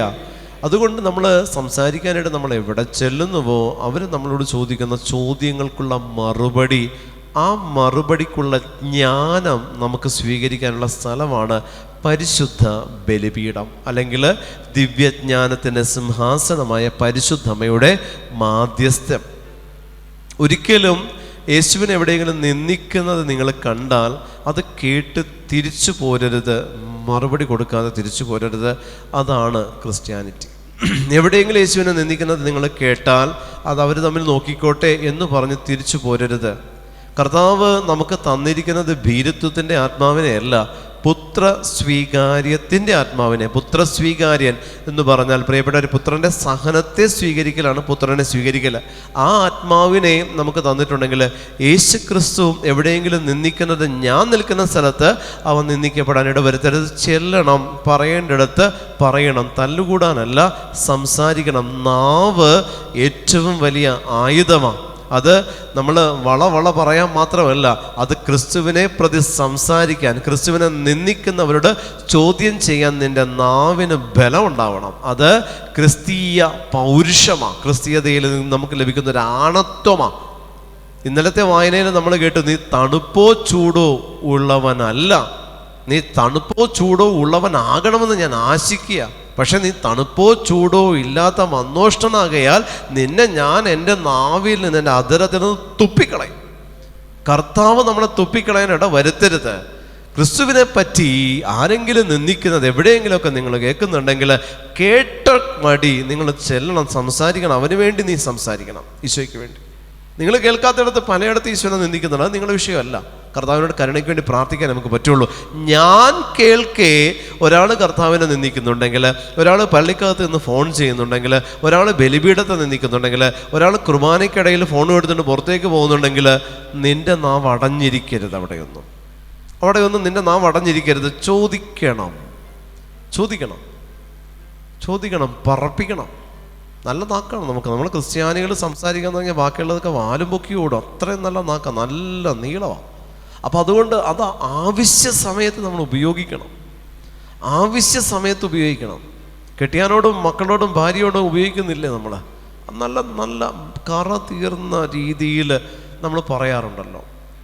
ഒരു സ്ത്രീ പറഞ്ഞ, ഒരു ഭർത്താവ് പറഞ്ഞ പോലെ, എൻ്റെ വീട്ടിൽ ആരൊക്കെ ഉണ്ടെന്ന് അറിയണമെങ്കിൽ എൻ്റെ ഭാര്യനെ 2 ചീത്ത വിളിച്ചാൽ മതി. ഹല്ലേലൂയ. അപ്പോൾ അവൾ എൻ്റെ അപ്പൻ്റെ അമ്മയുടെ അപ്പൂപ്പൻ്റെ കുറ്റം തൊട്ട് എല്ലാം ഇങ്ങനെ നിരത്തിക്കോളും. അപ്പോൾ എൻ്റെ വീട്ടിൽ ആരൊക്കെ ഉണ്ടെന്ന് എനിക്ക്, ഇത് ഞാൻ മറന്നിരിക്കുകയാണ്, കാരണം ഇവൾ തുടങ്ങും, അവളെ ഒന്ന് ചീത്ത വിളിച്ചാൽ എന്ന് പറഞ്ഞതുപോലെ ഈ നാവിൻ്റെ നീളമില്ലേ പ്രിയപ്പെട്ടവരെ? കർത്താവിനെ നിന്ദിക്കുന്നിടത്ത്, ബലിപീഠത്തെ നിന്ദിക്കുന്നിടത്ത്, ദേവാലയത്തിൽ ഫോൺ ഉപയോഗിക്കുന്നിടത്തൊക്കെ നിങ്ങളുടെ നാവ് ഉയരണം. നമ്മുടെ കത്തോലിക്ക വിശ്വാസത്തിനെതിരെ സംസാരിക്കുന്നിടത്തെല്ലാം ഷൗട്ട് ചെയ്ത് സംസാരിക്കണം, ദേഷ്യപ്പെടണം.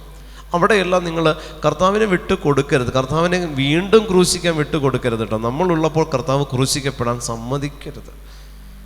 വിജാതീയരാണെങ്കിലും സ്വജാതീയരാണെങ്കിലും ഞാൻ ആദ്യം പറഞ്ഞല്ലോ, ക്രിസ്ത്യാനിക്ക് പുറത്തുനിന്ന് ശത്രുക്കൾ ആവശ്യമില്ല. നമ്മൾ തന്നെ നമ്മുടെ ബലിപീഠത്തെ നിന്ദിക്കുന്നത് നമ്മൾ തന്നെ, അത് മറ്റൊരു വശം. എങ്കിൽ പോലും നമ്മൾ അങ്ങനെ നിന്ദിക്കുന്നത് നമ്മുടെ കണ്ണിൽ കണ്ടിട്ടുണ്ടെങ്കിൽ നിങ്ങൾ നാവും പൂട്ടി വായു അടച്ച് പോരരുത്. അവിടെ നിങ്ങൾ സംസാരിക്കേണ്ടിടത്ത് സംസാരിക്കണം.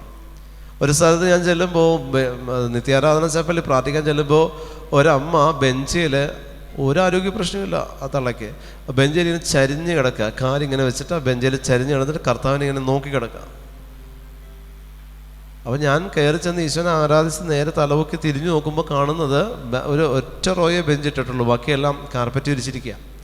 അത്യാവശ്യം ആർക്കെങ്കിലും തീരെ താഴെ ഇരിക്കാൻ പറ്റാത്തവർക്ക് ഇരിക്കാൻ ബെഞ്ചിട്ടിട്ടുണ്ട്. ആ ബെഞ്ചിൽ ഇങ്ങനെ ചരിഞ്ഞ് കിടന്നിട്ട് കർത്താവിനെ നോക്കിക്കൊണ്ടിരിക്കുക. എന്നിട്ട് ഈ അടുത്ത് കൈകൊണ്ട് കൊന്തം ചൊല്ലിക്കൊണ്ടിരിക്കുക. ഞാൻ പറഞ്ഞു എഴുന്നേക്കുന്നു, ചെന്നിട്ട് പറഞ്ഞു എഴുന്നേക്കാൻ പറഞ്ഞു.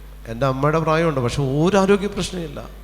മുഖത്തിട്ടേക്കണതും കണ്ണിൽ എഴുതിയേക്കണതൊക്കെ നോക്കുമ്പോൾ അത്യാവശ്യം എല്ലാം ആധുനികമായിട്ടുള്ള, എന്താ പറയുക, ഈ ഒരു ന്യൂ ജെൻ വയസ്സത്തിയാണ്. അപ്പം അതുകൊണ്ട് തന്നെ എല്ലാം ഉണ്ട്, മുഖത്തും കയ്യിലും കാലിലും ഒക്കെ ഉണ്ട്, ന്യൂ ജെൻ തള്ളയാണ്. അപ്പം അത് വന്ന് ഇങ്ങനെ കിടക്കുക. ഞാൻ ചെന്ന് നിന്ന് പൊരിച്ചവിടെ ഇട്ടതിനെ, കരയിപ്പിച്ചവിടെ ഇട്ട്, കരഞ്ഞ് എന്താണ് ഈശോ എന്ന് പറയിപ്പിക്കണം വരെ അവിടെ ഇട്ട് കരയിപ്പിച്ച. ആരും ഉണ്ടായില്ല. ഈശോയെ വിത്ത് യുവർ പെർമിഷൻ എന്ന് പറഞ്ഞാണ് ഞാൻ തുടങ്ങിയത്. മോശം വന്നില്ല. ഇനി അവർ വീട്ടിൽ പോലും കിടക്കില്ല, അതുപോലെ പറഞ്ഞിട്ടുണ്ട്. അതുപോലെ അത് പറയണം. കണ്ടാൽ ദൈവത്തെ, പരിശുദ്ധ കുർബാന എഴുന്നള്ളി ഈശോ ഇരിക്കുമ്പോൾ നിനക്ക് നിന്റെ തോന്നിവാസം കാണിക്കാനുള്ള ഇട്ടം നല്ലത്. അവിടെ ഈശോ എഴുന്നള്ളി ഇരിക്കുന്നുണ്ടെങ്കിൽ ഈശോയ്ക്ക് കൊടുക്കേണ്ട ഭക്ത്യാദരവുകൾ, ആരാധനകൾ കർത്താവിന് കൊടുത്തിട്ടുണ്ടാവണം. അത് കൊടുക്കാത്തവനിട്ട് നീ കൊടുക്കണം. നാവ് കൊണ്ട് തല്ലാൻ പറ്റും ഭംഗിയായിട്ട്, കൈ കൊണ്ട് കൊടുത്ത വേദന കുറച്ച് കഴിയുമ്പോൾ മാറും. പക്ഷെ നാവ് കൊണ്ട് തല്ലിയാൽ ഓരോ തവണ ദിവ്യകാരുണ്യത്തെ ഓർക്കും, കാണുമ്പോഴും ഓർക്കും, കുമ്പിടും, മുട്ടുകുത്തും, ആരാധിക്കാതെ അവിടെ വിട്ടുപോരൂല. പോരരുത്. നിന്ദിച്ചിട്ടുണ്ടെങ്കിൽ ചോദിക്കണം. നമ്മുടെ ഇടവകയിൽ നമ്മളായിരിക്കുന്ന ഇടങ്ങളിലൊക്കെ ഇതാണ് ഓരോ ധ്യാനത്തിൽ നിന്ന് കിട്ടേണ്ടത്. നിങ്ങൾക്ക് കിട്ടേണ്ട അഭിഷേകം ഇതാ പ്രിയപ്പെട്ടത്. അതല്ലാതെ കുറേ അസുഖം മാറി ഇവിടെ നിന്ന് പോയിട്ട് ഒരു കാര്യമില്ല. ഈശോയ്ക്ക് ഗുണമില്ല. അതുകൊണ്ട് ഈശോയ്ക്ക് ഗുണമുള്ളത് ചെയ്യണം. എന്നല്ല ഞാൻ ആദ്യമേ പറഞ്ഞത്, ഇത്രയും നാൾ കർത്താവെ ഞാൻ നിന്നെ മുതലാക്കുക, ഇനി നീ എന്നെ മുതലാക്കുക. എന്താ എന്നെ കൊണ്ട് നിനക്ക് ആവശ്യമുള്ള എന്താ നീ പറ, ഞാൻ ചെയ്തു തരാം എന്ന് പറയുന്ന തലത്തിൽ ഈശോയ്ക്ക് ഉപകാരമുള്ള ഒരു പ്രോഡക്റ്റായിട്ട് നീ മാറ്. അതല്ലാതെ കുറെ പ്രാർത്ഥിച്ചാലൊന്നും നിങ്ങൾക്കൊന്നും കിട്ടാൻ പോല. 1 മണിക്കൂർ പ്രാർത്ഥിച്ചാൽ അതിൽ 5 മിനിറ്റ് ആയിരിക്കും നീ ശ്രദ്ധയോടെ പ്രാർത്ഥിക്കണത്. അപ്പം 5 മിനിറ്റ് നീ പ്രാർത്ഥിച്ചിട്ടുള്ളൂ. 1 മണിക്കൂർ നിന്റെ ടൈം വേസ്റ്റാ. 1 മണിക്കൂർ നീ പ്രാർത്ഥിക്കാനിരുന്നാൽ അതിൽ ചിലപ്പോൾ 1 മിനിറ്റ് ശ്രദ്ധ കിട്ടിയിട്ടുണ്ടാവും. ബാക്കിയുള്ള 59 മിനിറ്റും നീ അശ്രദ്ധമായിട്ടായിരിക്കും, പല വിചാരത്തിലായിരിക്കും ദൈവത്തിൻ്റെ മുമ്പിൽ പോലിരിക്കുന്നത്. പക്ഷേ ഈ ഒരു പ്രവൃത്തി നീ ചെയ്യുമ്പോൾ നീ ഒരു 1000 മണിക്കൂർ ഇരുന്ന് പ്രാർത്ഥിച്ചാൽ കിട്ടാത്ത അഭിഷേകം അവിടെ നിനക്ക് കിട്ടും. അവിടെ ദൈവം നിന്നെ മാനിക്കും. കാരണം എന്നെ ഏറ്റുപറയുന്നവനെ എൻ്റെ അപ്പൻ്റെ മുമ്പിൽ ഞാൻ ഏറ്റുപറയുന്ന ഷോർട്ട് കട്ടാണിത്, എളുപ്പ വഴിയാണ്, കുറുക്കം വഴിയാണ് കർത്താവിൽ നിന്ന് അനുഗ്രഹങ്ങൾ പ്രാപിക്കാൻ. നാളെ നിന്റെ ജീവിതത്തിൽ ഒരു ആവശ്യം വരുമ്പോൾ നിനക്ക് പറയാം, കർത്താവേ ഇന്നയാൾ ഇന്ന സ്ഥലത്ത് ഇന്നത് ചെയ്തപ്പോൾ ഞാൻ തിരുത്തിയിട്ടുണ്ട്. അപ്പോൾ നിന്റെ പേരിന് കാരണക്കാരനായ വിശുദ്ധ പറയും, കർത്താവേ നീ ഇത് ഇവന് ചെയ്തു കൊടുക്കാൻ ഇവന് യോഗ്യതയുണ്ട്, കാരണം ഇവൻ നമുക്ക് വേണ്ടി ഒരു സിനഗോഗ് പണിയിച്ചിട്ടുണ്ട് എന്ന് പറയുന്ന തലത്തിൽ നമ്മുടെ നിലവാരം ദൈവത്തിൻ്റെ മുൻപിൽ ഉയരണം. അല്ലാതെ കുറേ നാൾ ഇങ്ങനെ കുറേ പ്രാർത്ഥിച്ച് കൊണ്ട് ഇങ്ങനെ നടക്കും. എന്നാൽ പ്രാർത്ഥിക്കുകയോ അതുമില്ല, വൃത്തിയായിട്ട് അതെങ്കിലും ചെയ്യും, അതും ചെയ്യില്ല. അവിടെയും കുശുമ്പും കുന്നായ്മത്തരവും വെറുപ്പും വിദ്വേഷവും വൈരാഗ്യവുമാ. അപ്പോഴാണ് നിങ്ങളെ കൊണ്ട് മാറ്റാനായിട്ട് അത് പറ്റുന്നില്ലെങ്കിൽ നിങ്ങൾ ഇത്തരത്തിൽ കർത്താവിന് വേണ്ടി ഇറങ്ങുന്ന പടയാളികളായിട്ട് നമ്മൾ മാറണം. പ്രിയപ്പെട്ടവരെ, കർത്താവിന് വേണ്ടി ഇറങ്ങുന്ന പടയാളികളായിട്ട് മാറണം. ക്രിസ്തുവിന് ആവശ്യം അങ്ങനെ ജ്വലിക്കുന്ന തിളയ്ക്കുന്ന പ്രായത്തിൻ്റെ തിളപ്പല്ല, മറിച്ച് ക്രിസ്തുവിനുള്ള വിശ്വാസത്തിൻ്റെ, ക്രിസ്തുവിനോടുള്ള ഭക്തിയെ പ്രതി തിളയ്ക്കുന്ന രക്തമാണ് ഈശോയ്ക്ക് ആവശ്യം. ഇതാണ് രക്തസാക്ഷിത്വം എന്ന് പറയുന്നത്. രക്തം ചിന്താതെ കർത്താവിന് വേണ്ടി രക്തസാക്ഷിയാകാൻ നിന്റെ നാവുണ്ടെങ്കിൽ നിനക്ക് പറ്റും. ഇങ്ങനെ ചെയ്യുന്നവന് അടുത്ത കൃപ കർത്താവ് ഒരുക്കി കൊടുക്കും. അടുത്ത സ്ഥലത്തേക്ക് അവനെ കർത്താവ് കൊണ്ടുപോകും. കാരണം ഈശോയ്ക്ക് അറിയാം ഇവൻ എവിടെ കൊണ്ടുപോയാലും ഇവൻ എനിക്ക് വേണ്ടി സംസാരിക്കും എന്നുള്ളത് കർത്താവിനറിയാം. അവൻ സംസാരിക്കും എന്നുള്ളത്. അതുകൊണ്ട് അവനെ കർത്താവ് കൊണ്ടുപോകും. നാവും പൂട്ടി തിരിച്ചു വരില്ല. പ്രിയമുള്ള ദൈവജനമേ, അങ്ങനെ ഉള്ള അഭിഷേകം സ്വീകരിക്കാനുള്ള കൃപയ്ക്ക് വേണ്ടി ഓരോ ധ്യാനം കഴിയുമ്പോഴും തിരിച്ചു പോകുമ്പോൾ നിങ്ങൾ പ്രാർത്ഥിക്കണം.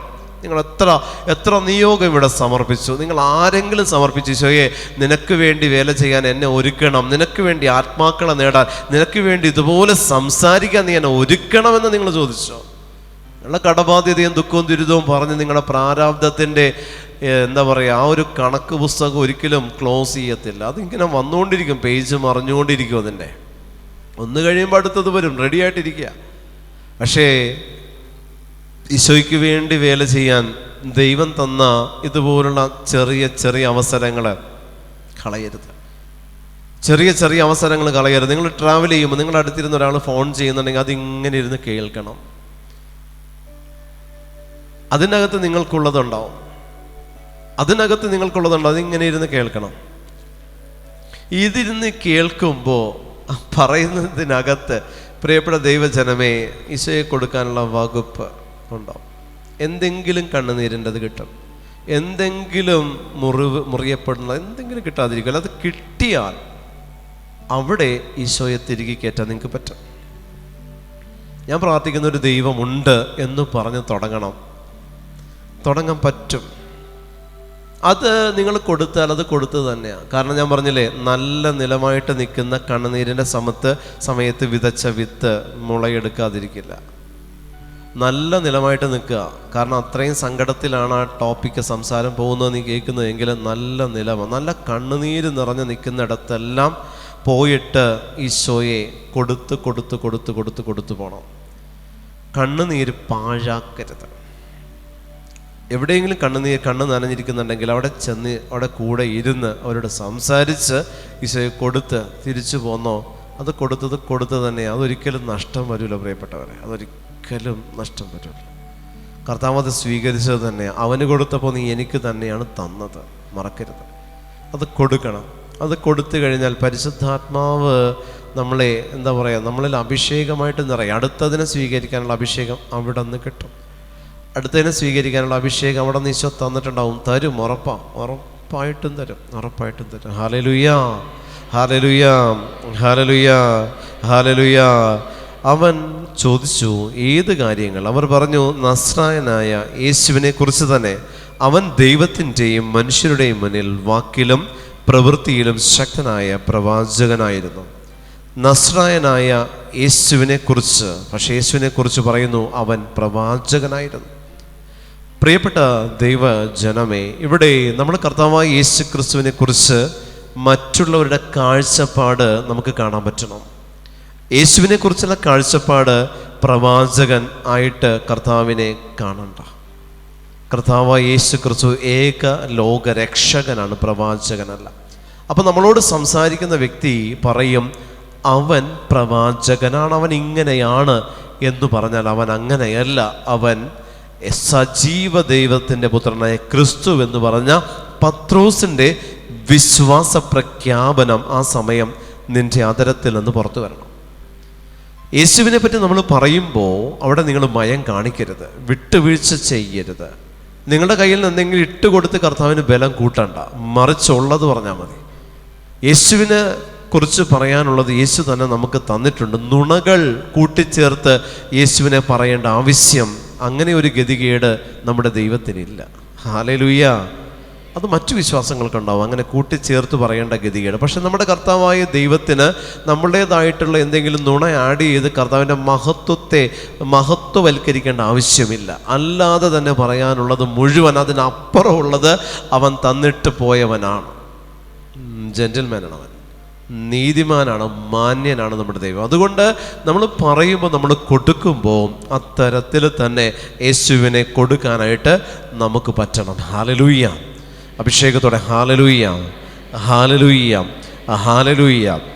ഒരിക്കൽ ഒരു മകള്, അവള് BArcന് പഠിക്കുന്ന ഒരു കുട്ടിയാണ്, BArcന് ട്രിവാൻഡ്രത്ത് പഠിക്കുക. അപ്പോൾ ഇവളെന്നെ കാണാൻ വേണ്ടി വന്നിട്ട് പറഞ്ഞു, എൻ്റെ അമ്മ വഴിവിട്ട ജീവിതമാണ്. ഒത്തിരി പുരുഷന്മാരോട് കൂടെ എൻ്റെ അമ്മ തെറ്റ് ചെയ്യുന്നത് പലതവണ ഞാൻ നേരിട്ട് കണ്ടിട്ടുണ്ട്, പലത് ഞാൻ റെക്കോർഡ് ചെയ്ത് വെച്ചിട്ടുണ്ട്. അപ്പം ഇതെല്ലാം ഇങ്ങനെ കുറേ കാര്യങ്ങൾ പറഞ്ഞ് ഇവൾ അമ്മയെ പറ്റി പറഞ്ഞിരുന്ന് കരയാം. അപ്പം ഇരുന്ന് കരഞ്ഞിട്ട് ഞാൻ ചോദിച്ചു നീ പ്രാർത്ഥിക്കുമോ? അപ്പം എൻ്റെ ഞാൻ കത്തോലിക്കയല്ല, ഞാൻ നമ്മുടെ ക്രിസ്ത്യാനിറ്റിയിൽ തന്നെ മറ്റൊരു വിശ്വാസം സ്വീകരിക്കുന്ന CSI മറ്റോ ആണെന്ന് എനിക്ക് തോന്നുന്നു, അങ്ങനൊരു സമൂഹത്തെ. അപ്പോൾ ഞങ്ങൾക്ക് അത്രയും പ്രാർത്ഥന, നിങ്ങൾ പ്രാർത്ഥിക്കുന്ന പോലെ അത്രയൊരു പ്രാർത്ഥനയുടെ തീഷ്ണതയൊന്നും എനിക്കില്ല. പ്രാർത്ഥിക്കുമെന്ന് ചോദിച്ചാൽ ദൈവവിചാരമുണ്ട്, അല്ലാതെ അപ്പുറത്തേക്കൊന്നും എനിക്കില്ല. എൻ്റെ അമ്മയെ ഒന്ന് തിരുത്താൻ പറ്റുമോ എന്ന് ചോദിച്ചിട്ട് ഇവളിങ്ങനെ മുഖം വല്ലാത്തൊരു ഭാവത്തിൽ എൻ്റെ മുന്നിൽ വന്നിരിക്കുക. ഇങ്ങനെ പറഞ്ഞിട്ട് ഇവളെ കവളി പിടയ്ക്കുക, കരഞ്ഞ് കരഞ്ഞ് കരഞ്ഞ് പിടയ്ക്കുക. എൻ്റെ അപ്പം പാവോ ബ്രദറെ, എൻ്റെ അമ്മ എൻ്റെ അപ്പനെ ചീറ്റ് ചെയ്യുക, ചതിക്കുക. എൻ്റെ അമ്മ, എനിക്ക് അമ്മയെന്ന് വിളിക്കാൻ തോന്നുന്നില്ല ആ സ്ത്രീയെ. ഇങ്ങനെ അപ്പോൾ ഈ ടോൺ മാറുക.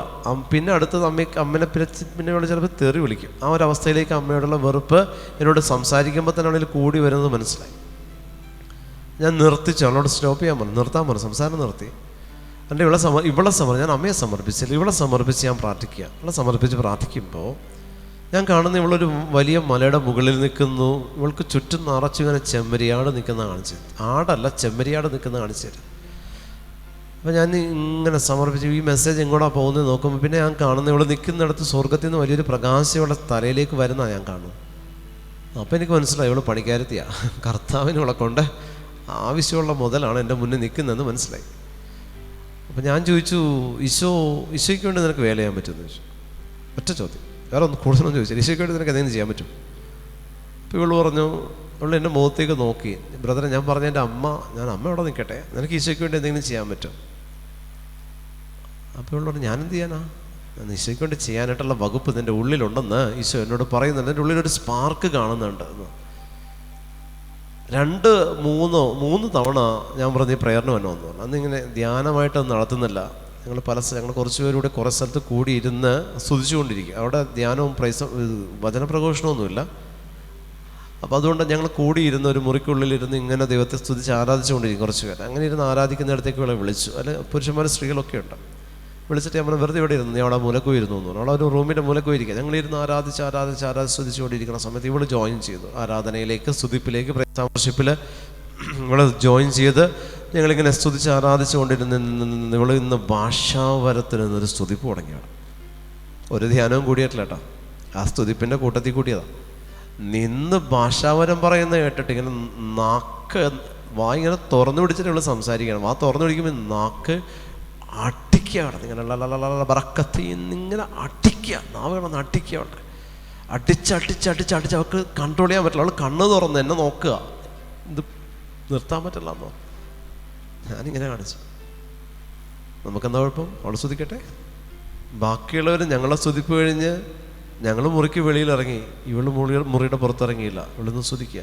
അപ്പോൾ കൂടെയുള്ളവർ നമ്മൾ തുടരുത്, വിട്ടേക്ക്, ഫ്രീ ആയിട്ട് വിട്ടേക്കാം. അപ്പം ആ സ്തുതിപ്പ് ഒരു 3 മണിക്കൂർ നാവിന് റെസ്റ്റ് ഈശോ കൊടുത്തില്ല, നിന്ന് സ്തുതിക്കാൻ തുടങ്ങി. അമ്മയെ പറ്റി പറഞ്ഞത്, അമ്മയുടെ പറ്റി പറഞ്ഞ കുറ്റങ്ങൾ, കുറവുകൾ, ഇവൾ അമ്മയുടെ കുറ്റം കണ്ടുപിടിച്ച് ഉള്ളിലുള്ള കുറച്ച് പാപത്തിൻ്റെ മേഖലകളെല്ലാം മറച്ചു വെച്ച് അമ്മയുടെ കുറ്റം പറഞ്ഞുകൊണ്ട് പലരോട് അമ്മയെപ്പറ്റി നിന്നിച്ച് സംസാരിച്ചതെല്ലാം ഈശോ ഏറ്റെടുത്തുകൊണ്ടിരിക്കുക.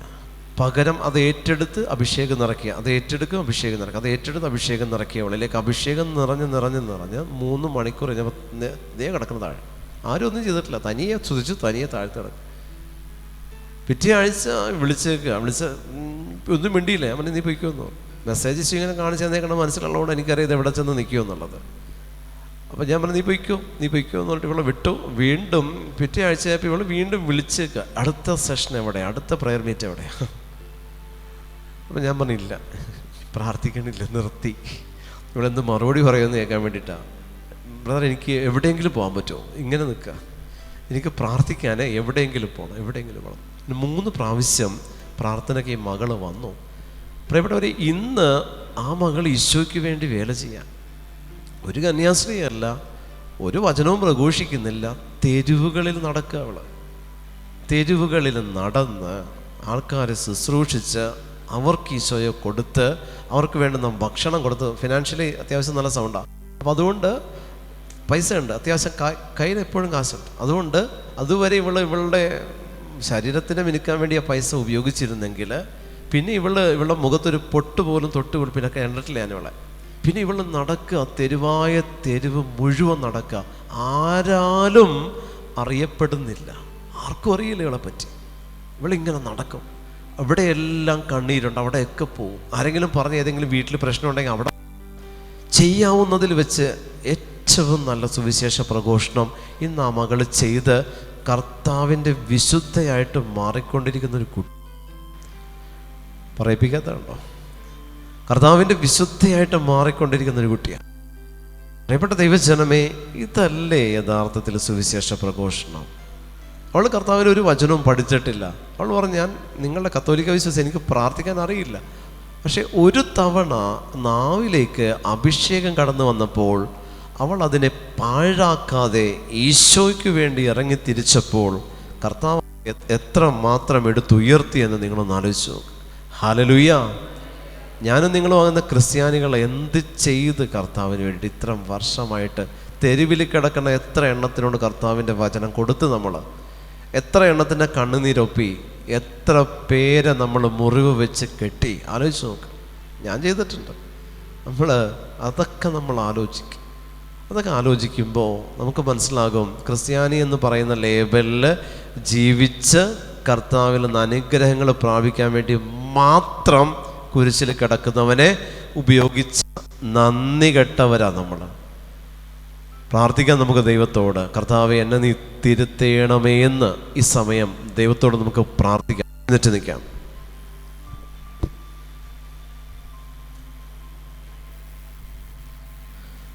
ഇന്ന് ദിവസം നമ്മൾ കഴിക്കുന്ന ഭക്ഷണം കർത്താവേ നിന്റെ നാമത്തിൽ വിതച്ചത് മുതൽ വിളമ്പിയത് വരെയുള്ളവരെ അവിടെ നിന്ന് അനുഗ്രഹിക്കണമേ.